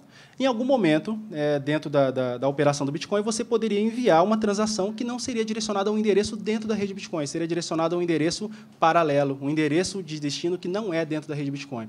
E esse recebimento seria recebido nessa outra rede Bitcoin paralela, uma sidechain, que poderia ser criada por qualquer grupo, não haveria limitação de nenhum tipo, não precisaria pedir permissão para ninguém para criar um sidechain. Você vai lá e escreve uma e acabou. Né? E, dentro dessa sidechain, o Bitcoin passaria a operar com regras próprias, qualquer tipo de regra. E, em qualquer momento, ele poderia voltar, poderia ser feita uma nova transferência para dentro da rede Bitcoin. Então, o Bitcoin sai da rede principal do blockchain, opera por fora quanto tempo necessário, e em qualquer momento ele pode voltar para dentro. No momento que ele volta para dentro da rede Bitcoin, ele tem que passar a operar novamente dentro das regras originais. Então, basta que ele saia e volte e retorne com o mesmo conjunto de regras. Se funcionar assim, está ótimo. Lá fora, ele pode agir de qualquer maneira. Vai ser uma evolução espetacular, né? Tem muitas ideias acontecendo, inclusive o mais fantástico, né? Originalmente, lá em 2008, a gente chamava isso aí de transações suspensas, era a fase 2 do Bitcoin, que era a ideia de que suspender uma transação dentro da rede Bitcoin por tempo determinado ou indeterminado e operar com essa transação por fora. Já que ela está suspensa dentro da rede Bitcoin, ela não poderia ser operada ali, então tem uma garantia de que esse Bitcoin pode ser trabalhado por fora. Agora nós estamos vendo a implementação de fato dessa tecnologia de fase 2, transações instantâneas e transações suspensas. Vai ser um espetáculo isso aí. Nós vamos superar. No caso das microtransações, tem um foco muito grande nisso, que é, por exemplo, para comprar vídeos, né, vídeos online. Você poderia assistir um vídeo no site de streaming qualquer e ir pagando por minuto, por exemplo. Você paga lá um milésimo de centavo por minuto. Que coisa fascinante, né? Você clicou, viu o vídeo, não estou gostando, parei aqui. Você paga lá 1/10 de centavo em Bitcoin, utilizando uma sidechain para isso, coisa que hoje uma microtransação tão pequena não seria viável no Bitcoin, até pelo tempo mínimo dele lá de 30 minutos, 60 minutos, para que esse valor possa ser efetivamente considerado válido, né, recebido. É uma tecnologia que vamos ver acontecer até o final do ano que vem. Tá? É fato, isso vai acontecer, e isso vai dar um impulso no Bitcoin que a gente não consegue nem prever ainda. Eu diria que o Bitcoin vai efetivamente engolir o mercado de consumo online, principalmente consumo de conteúdo, música e vídeo. Eu acho que vai ser muito grande a utilização de Bitcoin com sidechains. Maravilha. Sidechain é cadeia paralela, né? Cadeia, então um blockchain fora do blockchain, basicamente. Não, aí a insegurança ficaria do lado de fora. Se um blockchain for mal implementado, se for implementado com regras mais soltas, ele poderia ser inseguro, mas a insegurança ficaria do lado de fora. Enquanto o Bitcoin está dentro da rede Bitcoin, dentro do blockchain, ele está seguro. No momento que ele volta para o blockchain, ele está seguro. Mas no momento que ele está fora do blockchain, está no sidechain, aí a segurança vai depender de quem fez o sidechain. Como eu disse, o sidechain ninguém vai precisar pedir permissão para implementar um. Eu posso criar um, o Alex pode encomendar alguém para fazer outro. Enfim, qualquer pessoa pode criar um sidechain se tiver a capacidade tecnológica para fazer isso. Então, é claro que vai ter muita porcaria também, não vai ter só coisa boa. Quem está trabalhando isso hoje é a Blockstream, uma empresa que está com o Bitcoin desde o primeiro dia, está lá junto, está até antes, se pensar que eles já tinham desenvolvido tentativas anteriores. Então, eu espero que tenha um grau de competência excepcional ali. Vai ser muito bonito. Legal. Queria agora passar a palavra para o Marco Carnu, para explicar um pouquinho questões envolvendo segurança e a tecnologia do Bitcoin. enfim, vou convidar para a mesa. Queria agradecer muito ao Hamilton pela fala, pelas respostas às perguntas. O Hamilton vai ter que sair um pouquinho mais cedo hoje, mas eu acho que a presença dele aqui com a gente, enfim, o contato do Hamilton é um contato extremamente importante, algo que pode servir para a gente, para a construção dessa rede aí de atores que a gente pode discutir questões envolvendo o Bitcoin.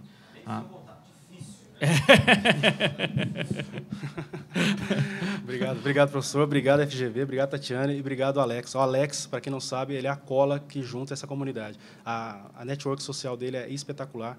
E tantos eventos que a gente tem visto nos últimos 3 anos aí, é tudo da rede de contato dele. É fantástico o que tem acontecido. E a Tatiana tem sido a promotora desse trabalho. A gente não tem nem como agradecer o que ela tem feito, né? E o professor Alexandre, que tem abriu as portas para a gente da FGV, é uma coisa que a gente nem esperava de tão espetacular que é. Obrigado. Obrigado, Hamilton. Marco, a palavra é sua. Antes de mais nada, eu queria agradecer, professor, por ter me convidado e por estar participando aqui junto de vocês da FGV, desse evento tão bacana. E eu queria me apresentar muito rapidamente. Tá? Meu nome é Marco Carnu. Eu não sou nem de longe tão bem networked, tá? Como vocês. Eu sou uma criatura das sombras. Eu vivo em laboratórios técnicos e salas de servidores e lugares igualmente inóspitos. Tá? Eu sou diretor técnico numa empresa chamada Tempest Security Intelligence. A gente tem uma filial aqui em São Paulo, nossa sede é lá em Recife.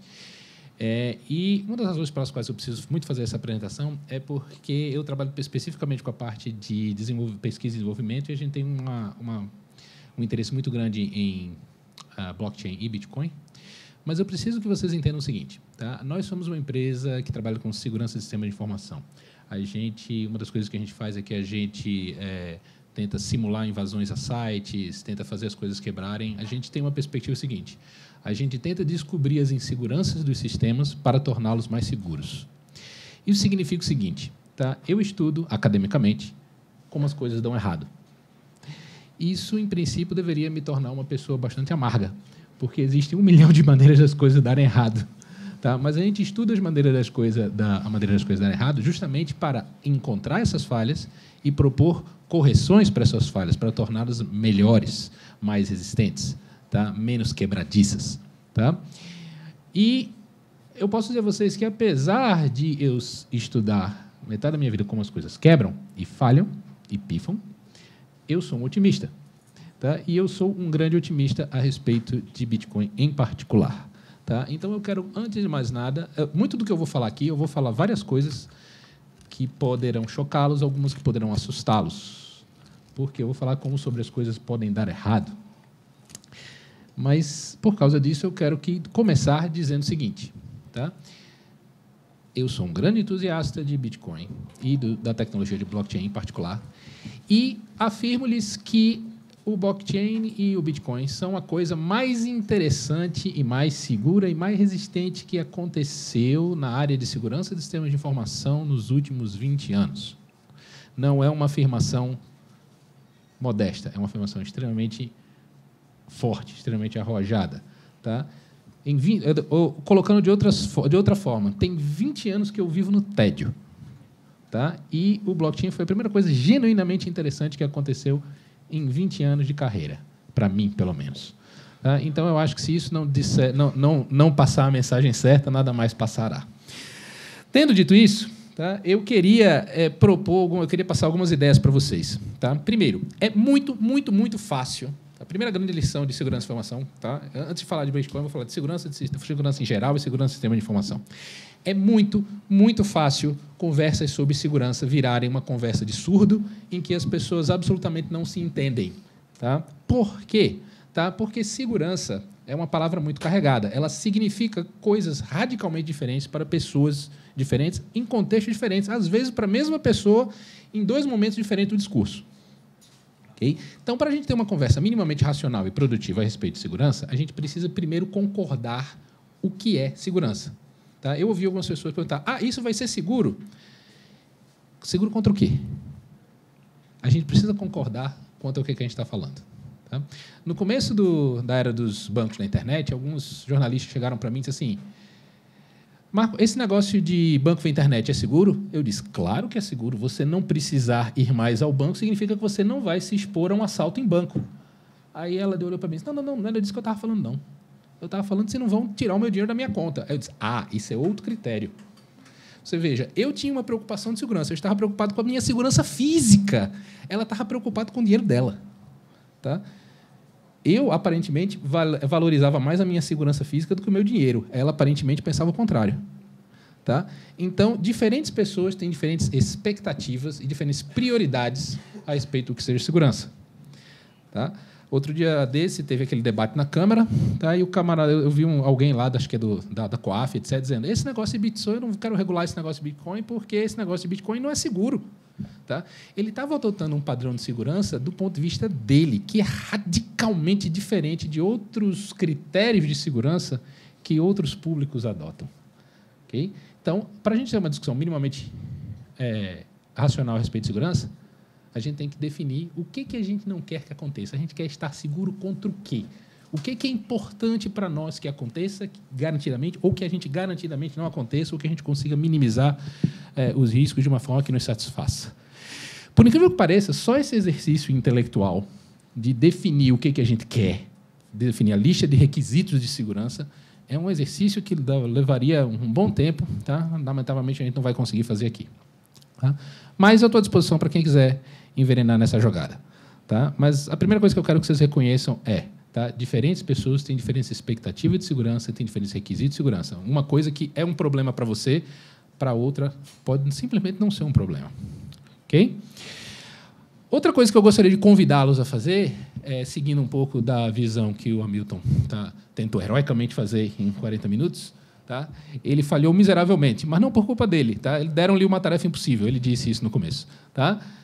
Não é pecado falhar em tarefas impossíveis, elas são impossíveis. Tá? Mas é que eu concordo com ele que é muito interessante, didático a gente separar o problema em várias camadas. O primeiro problema é a rede Bitcoin em si, tá? A tal da nuvem, a rede que implementa, de fato, o Bitcoin e o blockchain. E a segunda camada são as dos usuários que estão, digamos, ao redor, tá? Na periferia dessa rede, que usam, consomem os serviços dessa rede. Tá? E eu queria pedir licença aqui ao Hamilton para evocar uma imagem que eu tenho achado útil na hora de discutir algumas questões de segurança, que pode até ajudar as perguntas ali. Leandro, seu nome, né? Tá? Eu gosto de pensar no Bitcoin, tá? Como uma espécie de leilão gincana global. Tá? Imagine que você colocou um monte de gente num estádio gigantesco, tá? Do tamanho do mundo. Comecei forçando a barra, né? Mas um estádio bem grande. Tá? E nas arquibancadas desse estádio, você tem um monte de pessoas comprando e vendendo, fazendo ofertas de compra e venda. Imagine um grande camelódromo. Tá? Bem esculhambado, como os camelódromos costumam ser. Tá? No centro, onde normalmente as pessoas jogam suas atividades esportivas, coloque uma gincana de contadores. Tá? Esses contadores têm com eles aqueles livros caixa, tá? Onde eles registram, eles ficam vendo as transações de todo mundo, tá? E eles ficam registrando tudo que está acontecendo. Tá? Eles estão tentando impor ordem nesse caos de gente comprando e vendendo coisas, trocando seus bitcoins daqui para lá. Então, como vocês já podem imaginar, os camelôs e os consumidores são as pessoas comprando e vendendo e realizando transações, e os contadores estão tentando registrar essas coisas todas. Tá? Só que tem um detalhe. Você só sai dali com o seu produto, com o seu bitcoin, tá? Se algum contador registrar formalmente a sua transação. Então, o negócio todo é arranjado para que todos os contadores saibam todas as transações. Se vocês lerem um paper original de Satoshi Nakamoto, tem uma frase muito interessante lá. A única maneira de garantir que uma transação não aconteceu é ter ciência de todas as transações. Tá? Você não pode provar que uma coisa não aconteceu, a menos que você saiba todas. Tá? Então, imagine que você tem centenas de contadores, imagine que seja mais versátil ainda. Tá? Grandes empresas de contabilidade podem mandar equipes inteiras para essa gincana, mas também você aceita aquele escritóriozinho de contador pequenininho. Todos eles estão ouvindo todas as transações que estão acontecendo na rede, estão registrando nos seus livros caixa. Tá? A cada aproximadamente 10 minutos, tá? Faz-se uma conta mágica, que tem os contornos, como o Hamilton muito bem colocou, de um sorteio, e decide-se o seguinte, tá, okay? aquela versão da livro caixa é a correta, é a oficial. E ela vai para um lugar, para um pódio especial. Tá, ok? Eu acabei de descrever para vocês como funciona, em linhas muito gerais e com algumas analogias forçadas, como funciona o blockchain. Tá? É por isso que o Hamilton disse, com muita propriedade, tá, que os mineradores, eles, na realidade, não deviam ser chamados de mineradores, eles deviam ser chamados de auditores ou contadores. Eles estão notarizando as transações que estão acontecendo. E existe um processo que, na realidade, não é uma loteria, é uma conta matemática complicada, tá? Como ele falou, como o Hamilton falou, que decide quem é o próximo cara, que tem a versão do livro caixa que vai ser usado naqueles próximos, que vai ser oficial durante os últimos 10 minutos. Isso dá uns contornos interessantes. Por exemplo, o Hamilton falou com muita propriedade que o Bitcoin é uma rede descentralizada. Tá, okay? Sim, é verdade. Tá? Mas, sendo muito franco, existem outras redes descentralizadas. A rede, se você considerar um banco hoje nosso, ele é centralizado enquanto instituição. Mas a rede mundial de todos os bancos ela é meio descentralizada. Tem uns reguladores, tem umas coisas, mas tem uma camada entre os bancos. Inclusive, eles se falam super mal, é por isso que transferir dinheiro entre países é tão complicado e caro, tá? Porque eles não se falam muito bem, é meio descentralizado esse negócio. A verdadeira novidade do Bitcoin é que esse processo dessa gincana que eu estou contando para vocês criou um sistema descentralizado que é simultaneamente resistente à trapaça. O sistema bancário hoje que a gente tem, ele é, numa escala global, descentralizado. Ele é centralizado individualmente, cada banco. Mas, numa escala global, ele pode ser encarado como descentralizado. Mas ele é espetacularmente não resistente a trapaças. É por isso que dinheiro some, é por isso que um banco pan-americano do Silvio Santos consegue desaparecer com 2 bilhões de reais. Eu já vi que a conta chegou a 4,3 bilhões e ninguém sabe onde o dinheiro foi parar. Como é possível não saber onde esse dinheiro foi parar? Para que servem os contadores? Para que servem as grandes empresas de contabilidade? Eu tenho dificuldade de entender isso até hoje. No Bitcoin, isso não dá para acontecer de forma alguma. O Bitcoin, essa loteria é tal que todos os contadores estão simultaneamente tentando fazer o trabalho uns dos outros e estão conferindo os trabalhos uns dos outros. Isso significa que, se alguém tentar trapacear, como o Hamilton muito bem colocou, a trapaça vai ser... Ele usou um termo que eu sei o que ele quer dizer, mas eu falaria de outra forma. Às vezes vai ser rejeitado. Eu diria não aceita. Porque não é, na rede Bitcoin é interessante. Não existem rejeições, existem não aceites. Que é basicamente o seguinte: se você manda uma mensagem, uma versão errada do livro caixa, o outro camarada, quando vai chegar, confere. Aqui está, cara. Vai-te embora, cara. Deixa eu trabalhar na minha versão, que é o melhor que eu faço. Tá? A rejeição significa não aceitar a tua versão e eu preferir trabalhar na minha. E o Hamilton também falou com muita propriedade sobre esse processo, que é basicamente o seguinte: todos os contadores estão trabalhando, tá, em paralelo, simultaneamente. Tá? E por que eles fazem isso? Porque eles são bonzinhos? Não, porque eles vão ganhar dinheiro com isso. Tá? O contador que tem a sua versão aceita como a oficial daquele momento ganha o direito de especificar qual é a primeira transação do livro caixa, a transação que dá origem a novos bitcoins. É aí que o dinheiro nasce. E, sendo seres humanos, ele normalmente não doa para caridade, ele normalmente doa para si próprio. Tá? E é aí que o dinheiro nasce. E é essa estrutura competitiva que permite várias coisas legais, que seja difícil de trapacear, mesmo as pessoas não tendo que se inscrever. Como é o modelo de segurança dos bancos, hoje em dia, dessa federação de bancos? Tá? Para você se tornar um banco é uma complicação do cacete. Você tem que se inscrever, satisfazer uma série de exigências técnicas, legais, etc. Blá, blá. Em Bitcoin não tem nada disso. Você baixa um software e você faz parte da rede instantaneamente. Se você faz parte instantaneamente da rede, isso é uma maravilha para os trapaceiros, porque o trapaceiro significa: serei aceito rápido, farei minha trapaça rápido e picarei as mulas rápido. E aí ele descobre que não é tão fácil assim trapacear. Tá? Trapacear na rede Bitcoin é bastante difícil. Aí tem toda uma história que o Hamilton pode contar a você em melhores detalhes. Quando acontece a tal da transação do gasto duplo, tá? É perfeitamente possível, tá, que algum dos comerciantes ou dos consumidores dessa nossa grande gincana, eles façam a seguinte coisa: eles tentem gastar 2 vezes o mesmo dinheiro, tá? E eles fazem isso contando uma coisa para um dos contadores e outro para outro. Temporariamente haverá uma discórdia. tá? À medida que os outros contadores forem conferindo os trabalhos um dos outros, tá? Em algum momento essa discórdia, tá? Um deles, a versão de um deles ou uma derivada de uma versão dos dele vai prevalecer sobre a anterior. Então, uma maneira de vocês encararem, tá, o blockchain, tá? E a maneira mais curta e didática que eu conheço de explicar o que é o blockchain, tá? É você pensar ele o seguinte: ele é um grande arquivo de log, é um grande extrato bancário separado em lotes, bloquinhos, em que você só pode escrever na ponta e a ponta está em dúvida. A ponta não é definitiva.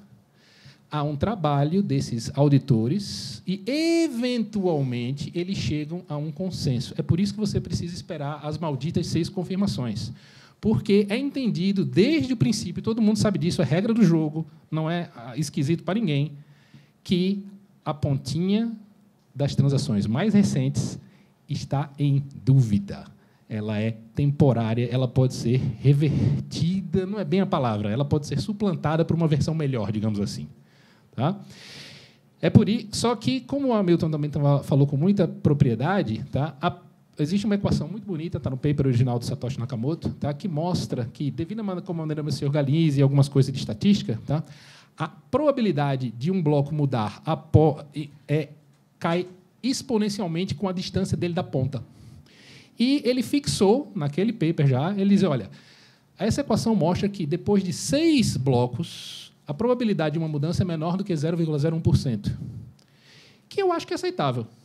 Tá? Pode ser aceitável para você, pode não ser aceitável para os outros. Existem algumas empresas, por exemplo, que aceitam transações com apenas 2 blocos atrás do mais recente, que a gente chama 2 confirmações. Tá? Mas a prudência recomenda que você aceite só depois de 6. E, para os mineradores poderem gastar seu dinheiro, é necessário 100 confirmações. Ou seja, quando o minerador recebe um dinheiro, ele só pode usar esse dinheiro depois que a rede avançou 100 blocos. Okay?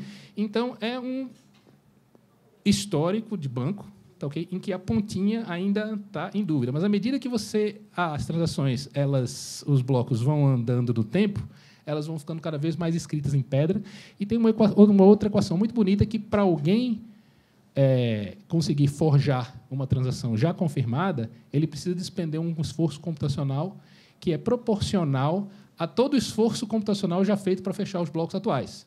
Se alguém tentar fazer isso, ele vai reescrever um bloco no passado, mas vai provavelmente perder a corrida do bloco mais recente. E é por isso que a rede é tão difícil de forjar.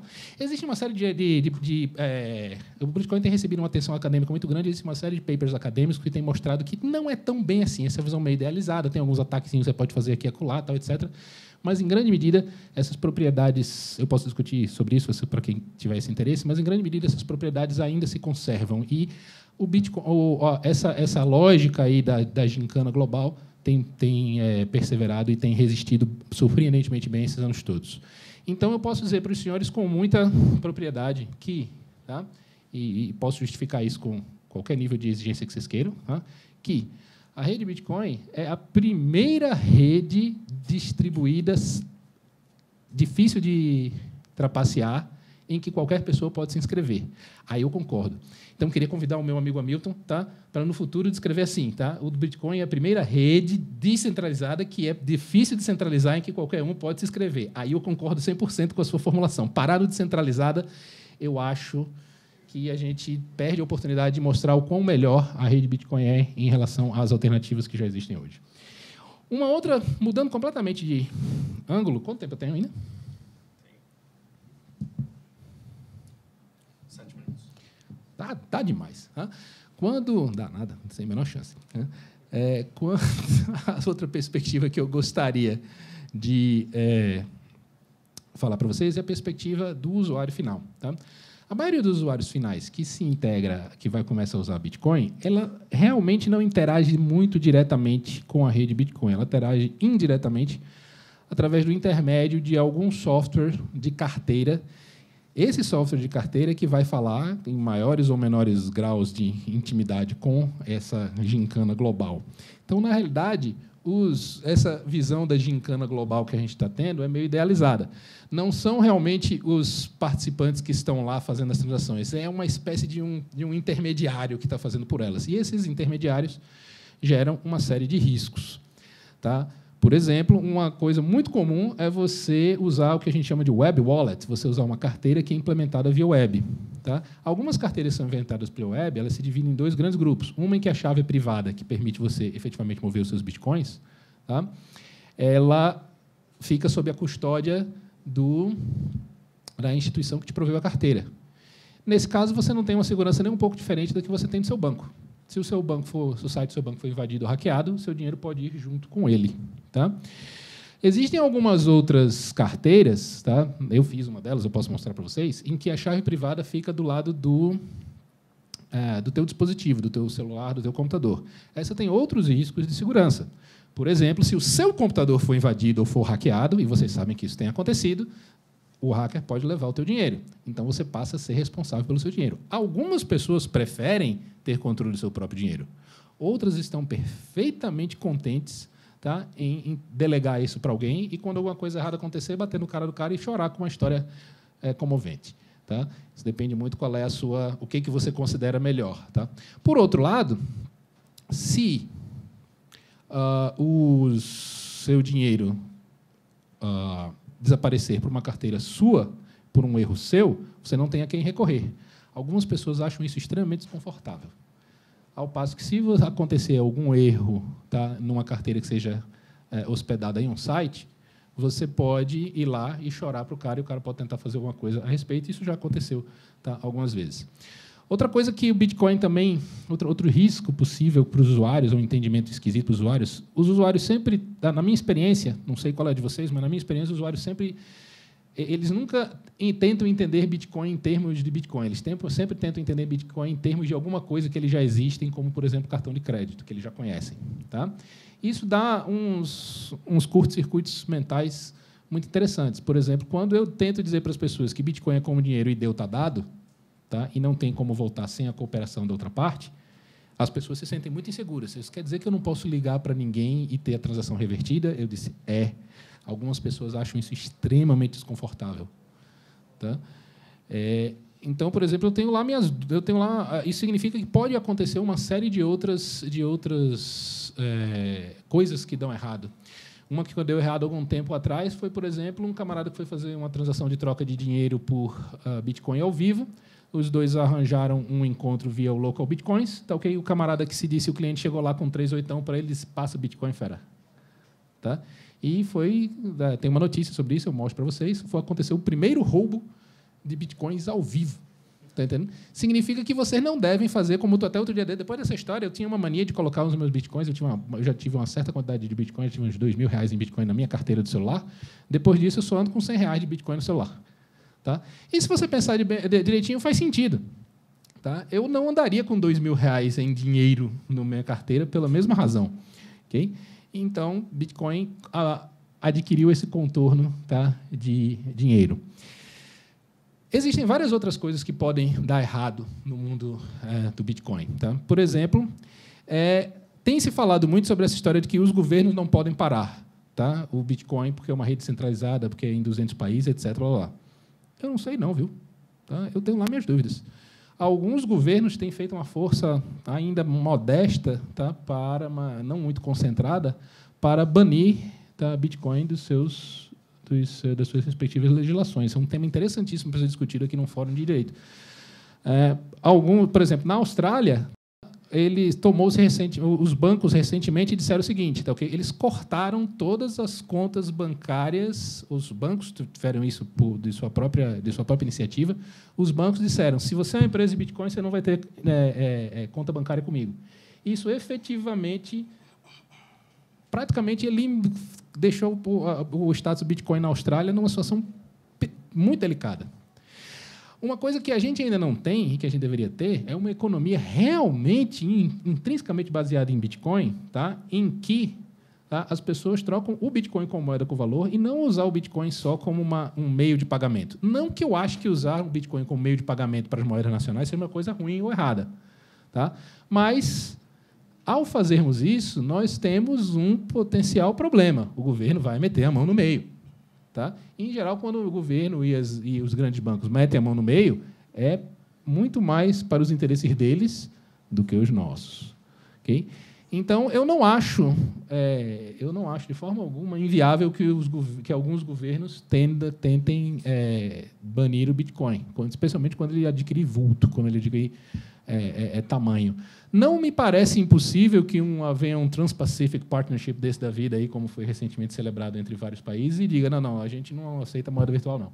Tá? E aí ferrou, vai ser um negócio meio complicado. Eu tenho lá minhas dúvidas. Posso falar mais sobre isso posteriormente.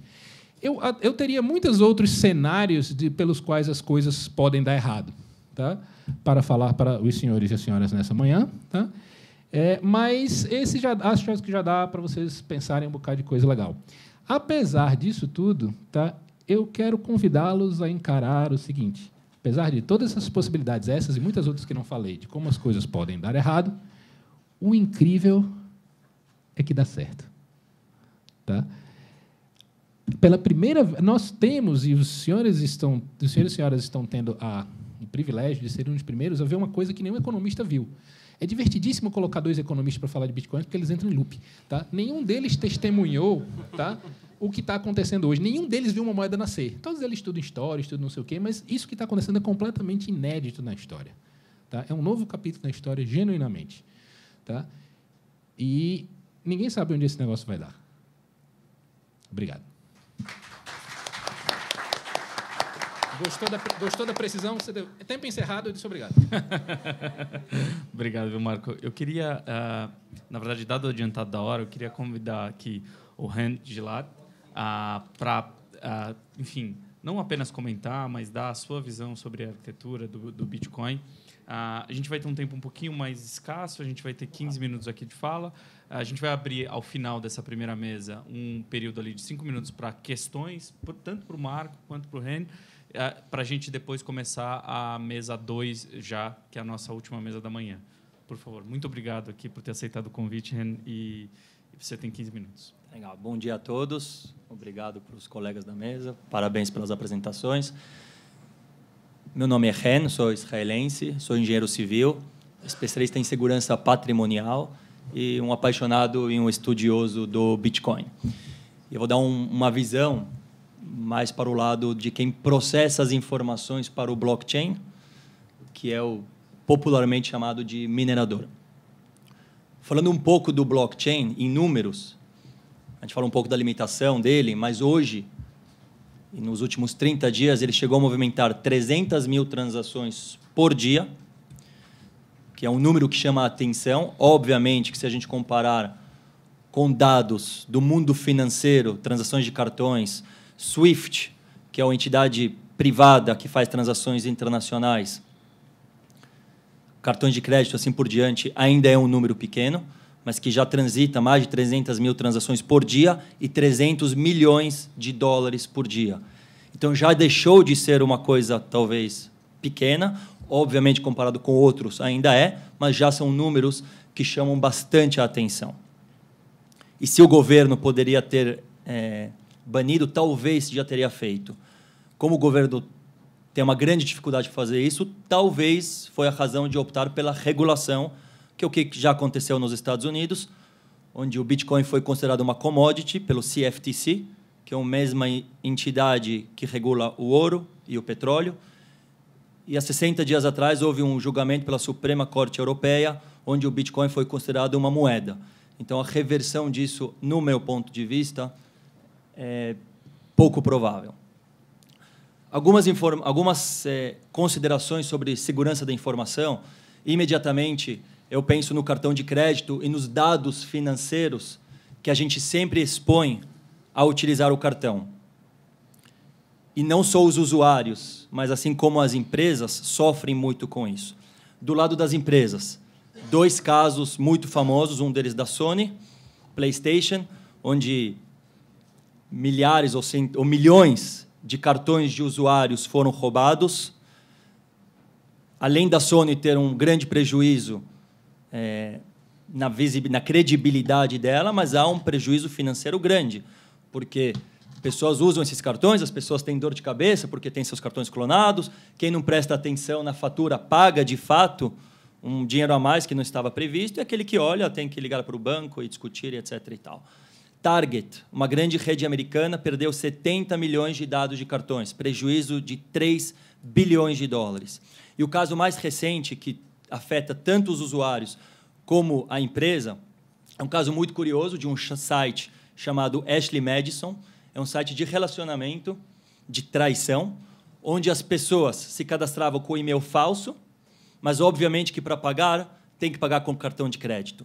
E vale aqui lembrar que o cartão de crédito é uma tecnologia da década de 50, e o e-commerce é uma tecnologia da década de 90. Será que são compatíveis? Ainda é a melhor resposta para o e-commerce o cartão de crédito. Duvido muito que no futuro vai ser. Não sei se será o Bitcoin, mas seguramente não será o cartão de crédito da forma que nós conhecemos hoje.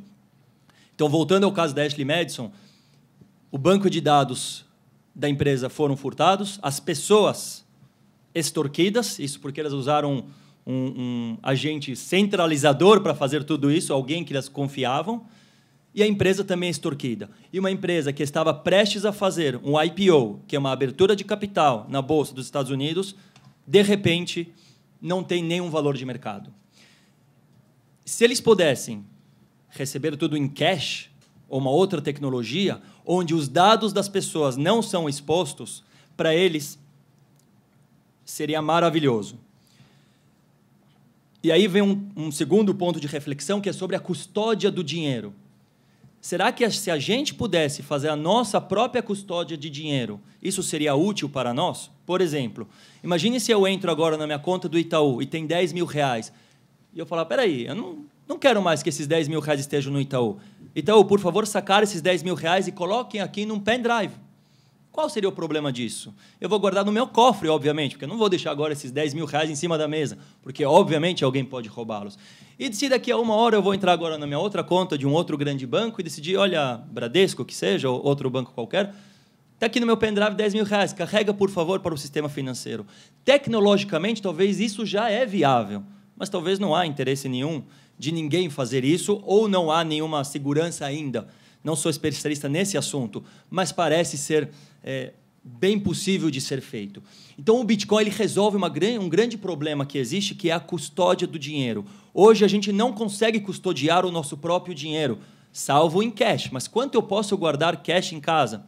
10 mil, 20 mil, 100 mil. Além de eu ter um grande problema de segurança patrimonial, eu também tenho um problema físico, dependendo de quanto dinheiro eu tenho, e mais do que isso, eu estou fora do sistema bancário. Então, se eu quiser transferir esse dinheiro para uma outra pessoa ao redor do mundo, eu não consigo, eu tenho que depositar de novo no sistema bancário. Então, o Bitcoin ele resolve profundamente esse problema da custódia, onde uma pessoa pode custodiar todo o seu próprio dinheiro consigo mesmo, e todas as responsabilidades que isso traz.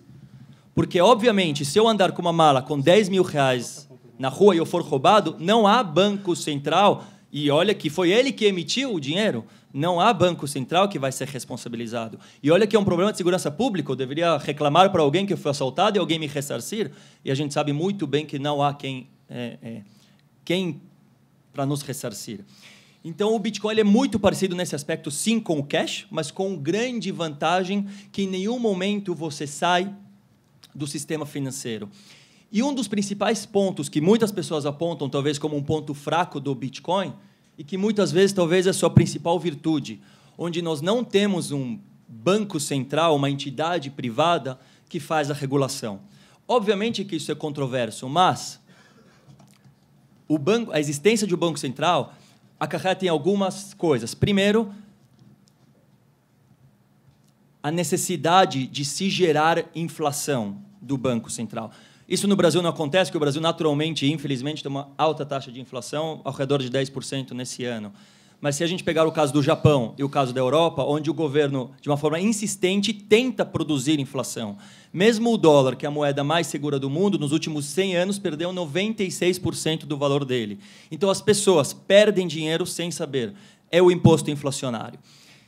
O Bitcoin não, como foi muito bem colocado, o Bitcoin tem uma característica deflacionária, onde naturalmente o valor da moeda que você tem, ele tende a subir e não a descer. Obviamente que ninguém ainda sabe qual o valor que cada Bitcoin vale, por isso que nesse momento ainda há uma grande volatilidade do valor. É uma moeda que nasceu há apenas 6 anos. Só o Banco do Brasil tem 200 anos. Né?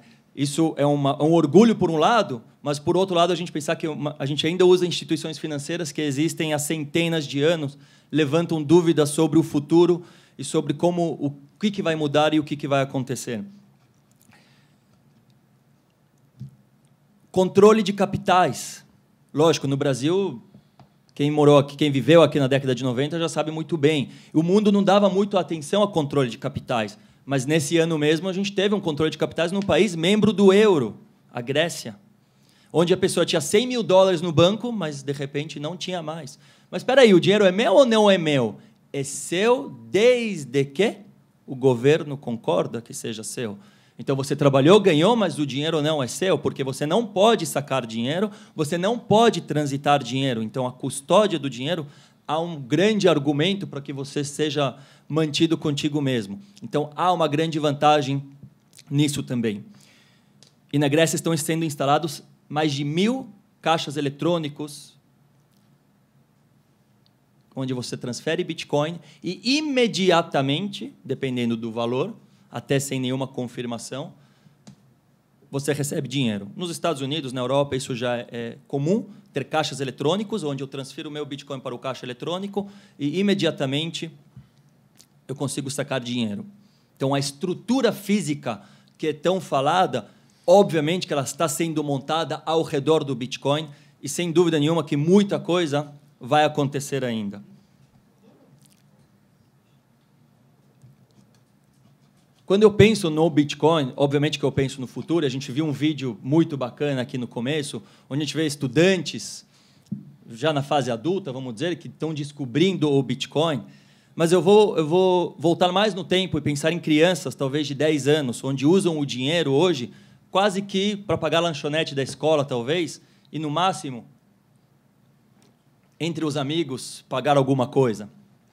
Quando essas crianças, em vez de receberem dinheiro ou receberem cartão de crédito para comprar na lanchonete ou um outro formato, tiverem um simples aplicativo, onde ele aponta e faz um pagamento na lanchonete, e usar esse aplicativo com a lanchonete e com os amigos por alguns anos, e quando ele atingir 16 ou 18 anos e quiser se integrar no sistema bancário normal, ele vai enfrentar uma série de perguntas, como: nossa, eu preciso preencher todos esses documentos para ter uma conta? No Bitcoin é só um e-mail. Nossa, mas quando eu faço transferência de uma pessoa para uma outra pessoa, custa dinheiro? No Bitcoin é de graça. Nossa, mas quando eu transfiro dinheiro de uma pessoa para outra, demora esse tempo todo? Sim. E a gente estava discutindo um pouquinho sobre o tempo de transação, mas a verdade é que transação internacional demora de 24 a 72 horas pelo sistema bancário. Um DOC é no próximo dia útil. Obviamente que o Brasil até é um dos mais avançados nesse sentido, com o TED. Mas cartão de crédito, embora aparentemente ele é instantâneo, mas ele é um pesadelo para os comerciantes. Por quê? Primeiro, as altas taxas que ele tem, não só por ter uma empresa por trás, mas pelo alto número de fraudes que o sistema oferece, mas pelo chargeback, pelo famoso, uma restituição. Como é que eu posso restituir um serviço que já ocorreu? E isso acontece muito na internet. Eu fazer uma compra, receber o produto e depois eu falar que eu não recebi mais. Então, é um pesadelo que custa muito caro também aos comerciantes e não só aos usuários, que, como eu falei anteriormente, expõem os seus dados. Então, quando uma criança já usar vários anos e perceber que ela pode continuar usando esse sistema sem pagar taxas, rápido e seguro, pode ser que ela opte por isso, e aí, em mais 5 ou 6 anos, quando essas crianças atingem uma idade adulta, a gente vai ter uma adoção massiva do Bitcoin. Para encerrar, a confiança no sistema ela é tão grande, e essa aqui é a última capa da revista Economist, uma das mais respeitadas no mundo, onde mostra o Bitcoin numa engrenagem movendo o mundo, chamado de máquina da confiança. É o sistema mais seguro e mais confiável do mundo. E existem companhias, e vai ser falado na próxima, mas já para deixar um gostinho, mas que estão transitando sobre o Bitcoin e sobre o blockchain, muitas outras coisas que vão aumentar muito a nossa segurança em relação ao que a gente tem, como registro de imóveis, onde há uma grande dificuldade, porque a gente tem que verificar uma série de documentos e cartórios, enquanto pudesse verificar num livro aberto na internet, de uma forma muito mais rápida e segura, e até um registro de diamantes sobre o blockchain Bitcoin. E, para terminar mesmo, só vou dar meu ponto de vista de segurança sobre toda essa questão de sorteio, onde, obviamente, que se eu tivesse agora que enviar $100 mil dentro de uma mala para alguém, e eu tenho que escolher aqui alguém para fazer isso, eu sim faria um sorteio para que ninguém soubesse quem seria o escolhido. Porque se alguém soubesse quem seria o escolhido, ele teria uma grande facilidade de fraudar e de armar algum esquema para roubar isso. Então, o Bitcoin ele está montado sobre um sistema onde é mais rentável eu ser honesto do que eu tentar fraudar o sistema. E esse talvez é o grande sucesso das pessoas que estão aderindo a ele, tentarem respeitar as regras, agirem de acordo com ela, porque, no fundo, na última linha, por mais que muitos participantes do Bitcoin estão por motivos ideológicos, talvez, né, dessa grande nova filosofia de depender de banco e por aí vai, mas também tem a questão financeira e que quem participa desse sistema todo está atrás de lucro. E por isso que esse sistema é tão estável, seguro e barato, e, no meu ponto de vista, é um ponto revolucionário da tecnologia nos próximos anos. Obrigado.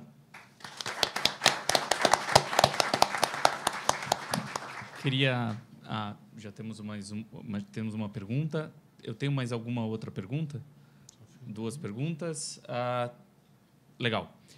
Eu vou passar a palavra aqui em 2 minutinhos para o Hamilton, porque ele queria fazer um comentário rápido aqui à fala do Ren. E eu já vou levar o microfone para as 2 perguntas a serem feitas e a gente já passar para a próxima mesa. Tá bom? Hamilton, por favor. Obrigado. Foi fantástica a apresentação. Muito bom, sintetizou demais alguns tópicos que a gente não comenta com muita frequência e levantou dois elementos que a gente tem conversado muito, mas nunca conseguiu sintetizar dessa maneira.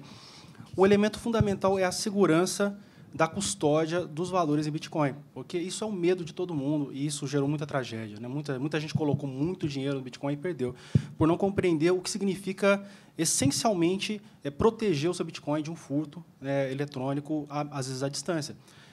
O Bitcoin, a segurança dele pode se resumir em uma providência muito simples: proteja a chave privada.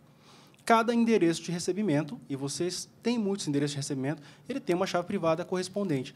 Proteger a chave privada de qualquer tipo de acesso é o elemento fundamental de segurança. Se o seu Bitcoin está numa empresa que custodia ele, essa empresa que tem sua chave privada. Se o seu Bitcoin está no seu computador, ele está no seu disco rígido, e quem tiver acesso ao seu disco rígido tem acesso à chave privada. Se a sua Bitcoin está numa chave privada armazenada em um pendrive, quem tem acesso a esse pendrive ou as cópias desse pendrive tem acesso também, independente se a pessoa tem acesso físico. Ele tem uma cópia daquilo, ele tem acesso em qualquer lugar. Isso sintetiza realmente a segurança do Bitcoin. E é muito importante lembrar que o Bitcoin também tem uma característica que a gente não comenta, a gente raramente ouve alguém comentar, que o Bitcoin é a primeira vez que a gente vê em larga escala transferências de valor fora do sistema financeiro global. Eu posso transferir valores para qualquer lugar do mundo, para qualquer pessoa, e o sistema financeiro global não vai ver isso, ele não sabe o que está acontecendo. O máximo que ele pode fazer é observar, ele não pode bloquear, não pode impedir, não pode alterar, não pode fazer nada. Simplesmente isso vai acontecer. A transação sai do meu computador e vai para o outro, vai para todos, na verdade, vai para todos os computadores, todos vão registrar, isso vai ser validado e aceito como uma realidade, e ninguém pode fazer nada. Então, quando que antes do Bitcoin era possível fazer uma transferência de valor internacional, nacional, doméstica, que seja, sem passar pelo sistema bancário? Não conheço, tá? Possivelmente exista, mas eu acho que a única maneira de fazer isso era em cash. Né? E quando se fala internacional, tem controles enormes em cima e o problema da conversão. Então, é uma coisa impressionante, uma coisa sem precedentes, uma coisa que não dá realmente para ignorar. E outra coisa sobre a custódia também, que é algo que ele comentou de uma forma genial. Nunca ouvi alguém comentar isso tão simples. Eu quero tirar meu dinheiro do banco e guardar no meu cofre, mas sem guardar papel. Eu não quero guardar um cheque. Guardar um cheque, o dinheiro ainda está no banco. Eu não quero simplesmente guardar uma promessa ali do banco de que eu posso sacar aquilo em algum momento. É só uma promessa. O governo pode ir lá e tomar. Não, com o Bitcoin você efetivamente, você tira o seu dinheiro, coloca num pendrive ou coloca numa folha de papel. Você pode anotar com caneta no papel. a sua chave privada e seu endereço de recebimento, transferir o valor para lá e guardar de uma maneira segura. E aquilo vai existir enquanto o Bitcoin existir, e ninguém vai nem saber que você tem aquilo. É tão simples que, durante um tempo, as pessoas armazenavam isso no cérebro, memorizavam uma frase, uma palavra, que aquilo ali produzia um endereço de recebimento e uma chave privada, através de um software, é claro, e bastava lembrar daquilo. Né? As pessoas chamavam aquilo de brain wallet. Quer dizer, a sua carteira está na sua cabeça, na sua memória. Você juntava lá data de nascimento, o nome do seu primeiro cachorro, e aquilo ali produzia um endereço de recebimento. É uma coisa fascinante, que nunca nem foi pensada, a gente nem imaginava esses usos. E o último elemento, para não estender, é que o blockchain já está sendo usado também como um banco de dados, efetivamente. A natureza irreversível do blockchain tem movido muitos interesses em produzir um banco de dados irreversível para registros notários, né? Quer registrar um imóvel, quer registrar uma obra de arte, uma música, uma patente, enfim, qualquer coisa que quiser registrar, você pode usar isso. Porque possuir um Bitcoin, essencialmente, é possuir o direito de escrever no banco de dados imutável. Uma vez escrito lá, nunca mais vai mudar. Essencialmente, é isso. Uma transação nada mais do que é uma escrita no blockchain que vai ser reproduzida em todos os computadores da rede. Então, esses pontos, a gente pode sempre estender esses assuntos, vai ser a discussão da próxima década nesse assunto. Eu acho que vai ter tanta tecnologia em cima desses 3 aspectos que a gente não consegue nem imaginar ainda. Obrigado. Tá bom. Bom, acho que o Hamilton acabou de responder a minha pergunta, então vou só fazer um comentário às ponderações do Ram. Na verdade, em nenhum país praticamente dominado ou regido por civil law, o dinheiro depositado é seu. É uma surpresa para quase todo mundo, mas uma vez que você fez um depósito, você tem só um direito de crédito, e quem é dono desse dinheiro mesmo é o banco. E por isso que a gente tem os sistemas de proteção aqui, etc. Eu acho que essa é a grande beleza do Bitcoin, na verdade. Porque eu quero ser dono do meu dinheiro, eu quero mantê-lo protegido, mas, ao mesmo tempo, quero ser dono dele e não simplesmente ter um direito de crédito sobre ele e, obviamente, exposto aos riscos todos do sistema bancário, do próprio banco, depósito compulsório, no caso do Brasil, perante o Banco Central, etc. Então, acho que a grande beleza do Bitcoin é essa. A minha pergunta é, acho que você já respondeu também, Hamilton, eu posso ter 2 wallets para ter uma redundância e guardar uma no cofre X e outra no cofre Z? Você pode ter inúmeras, na verdade, né? Não há limitação nenhuma. Cada endereço de recebimento tem uma chave privada correspondente. Você pode ter inúmeras endereços de recebimento em uma carteira, inúmeros em outra. Enfim, não existe nenhuma limitação sobre o que você pode fazer. Mas sobre o mesmo montante? Não, sobre o mesmo montante você vai ter cópias, na verdade. Posso ter cópia, mas eu posso ter cópia. E aí, se uma for perdida, eu posso acionar uma outra cópia. Sim, exatamente. Na verdade, a chave privada ela é uma sequência de caracteres, letras e números que você pode anotar até com papel e caneta. Então, você pode tirar cópias de qualquer maneira daquilo ali. Nada te limita. Para o bem e para o mal. Da mesma forma como você pode tirar cópias, alguém que tiver uma cópia que você não sabe que tem, poderá usar o seu dinheiro. E daí entra o que eu falei, que realmente segurança se resume em proteja a chave privada. Não deixe ninguém ter acesso a ela. Se ninguém tem acesso a ela, o Bitcoin efetivamente é seu. Se alguém tem acesso a ela, então não é seu, né? Pode ser de outra pessoa também. Safiri. Acho que para todos, mas principalmente para o Ren, como que vocês estão imaginando que vai ser o impacto no ecossistema como um todo do ajuste da recompensa no meio do ano que vem? Bom, só para esclarecer um pouco mais a pergunta, hoje quem trabalha para a rede Bitcoin, quem é o usuário, quem ajuda a fazer as transações, lembrando que qualquer um pode fazer as transações, basta usar o seu computador, abaixar um software e começar a trabalhar para a rede Bitcoin. Em contrapartida, você é remunerado. Você é remunerado com 2 coisas. Uma é que cada transação em Bitcoin também gera um fee. Ela custa dinheiro, embora muito pequeno. Hoje ela custa 0,0001 Bitcoin, que nos valores atuais, em reais, seria 12 centavos de real. O banco nos cobra internacionalmente 50, 60 dólares para fazer isso, só para um efeito de comparação. Então, essa é uma das fontes de recursos, a gente obter o FII das transações, e o outro é a recompensa por novas moedas Bitcoins que entram em circulação. Isso é feito de uma forma limitada e previsível. E, atualmente, quando você é o escolhido, aleatoriamente, isso que dá segurança para o sistema, de fazer o carimbo, a chancela que essas transações estão corretas, você recebe o FII das últimas transações que aconteceram nos últimos 10 minutos e essa recompensa. Então, a pergunta exata é, que já está previsto em julho de 2016, que a recompensa, mediante a emissão de novos bitcoins, vai cair pela metade. Então, hoje, quem trabalha no sistema e quando ele faz um carimbo que aquelas transações estão corretas, ganha 25 bitcoins, mais o FII da transação. E, a partir daquele momento, vai ganhar o FII das transações mais 12,5 bitcoins. O futuro desse sistema, obviamente, ele passa pela adoção massiva dela. Ou seja, o número de transações tem que subir ao longo do tempo para que isso seja viável para todo mundo. E isso, na prática, está acontecendo. O número de transações vem subindo. A gente não sabe para onde isso vai. Esperamos que isso atinja a casa de milhões ou bilhões de transações. Mas o que pode acontecer, como foi bem colocado pelo Hamilton, há uma pressão pela subida do preço do Bitcoin. Assim como uma commodity normal. Vamos pensar no petróleo. Nós temos a OPEP, né, que é uma série de países que regulam a produção do petróleo. Se hoje eles fossem avisar que a produção de petróleo vai ser menor, o preço do petróleo vai subir. Não tem outra forma. Quando você corta a oferta e a demanda ela sobe, o preço acontece da mesma forma. Então, no Bitcoin, em julho do ano que vem, já está esperado que a oferta de novos Bitcoins vai ser reduzida.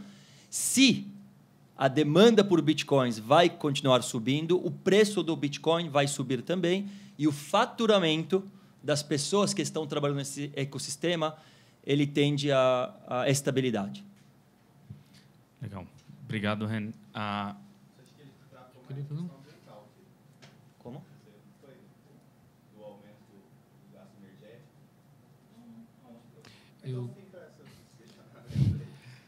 Gente, eu vou dar 2 minutinhos para o Marcos encerrar a participação dele com alguns comentários a respeito das perguntas aqui, porque a gente já precisa passar para a próxima mesa. Eu tive que cortar algumas questões aqui. Eu sei que o tema é absolutamente instigante.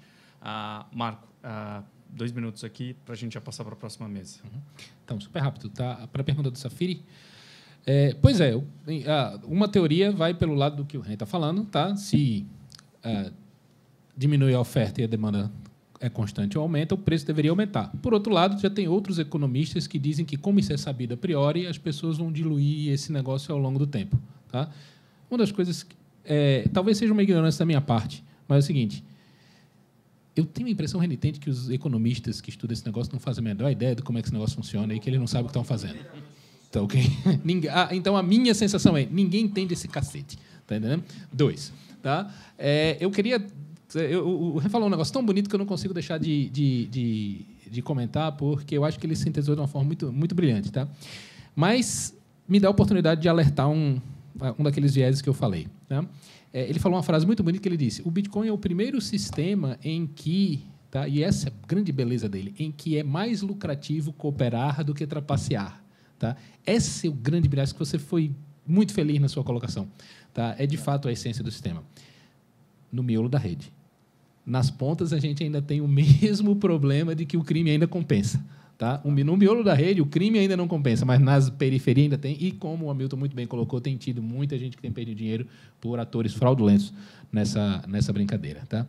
E também, quando o Hamilton tem falado muito sobre a guarda da chave privada. Tá, okay? Mas a minha percepção é que isso é hoje. A guarda da chave privada é extremamente importante. Se a sua chave privada não for privada, o seu dinheiro também não é privado, tá? É dos outros. Mas, e a questão que também o Ren coloca da guarda. Quando a gente tiver todo mundo usando Bitcoin, eu torço por esse dia, por diversas razões, tá? A gente vai ter o equivalente digital do guardar os 10 mil, 100 mil reais debaixo do colchão. Quando os ladrões souberem disso, eles vão passar a roubar nossas casas de novo. Okay? Quando isso estiver amplamente disseminado. Então, de novo, aquele negócio que eu falei, segurança é um trade-off, são diferentes critérios para diferentes coisas em diferentes momentos do tempo. E, à medida que a coisa evolui, muda-se as ameaças, e a gente não pode ter a visão túnel de só ver, isso vai ser lindo e maravilhoso porque isso é seguro, mas é seguro nesse contexto e nada no mundo existe de forma estanque. A gente está sempre relacionado com um escopo maior do que nós. E o que acontece é que é uma mudança de ameaças, uma mudança de riscos. Okay? Muito obrigado. Obrigado, gente. Eu queria já aproveitar e chamar os próximos membros da mesa e agradecer o Hamilton, o Marco, o Ren por participar dessa primeira mesa. Eu achei que foi muito, muito frutífero e ilustrativo. Obrigado, viu?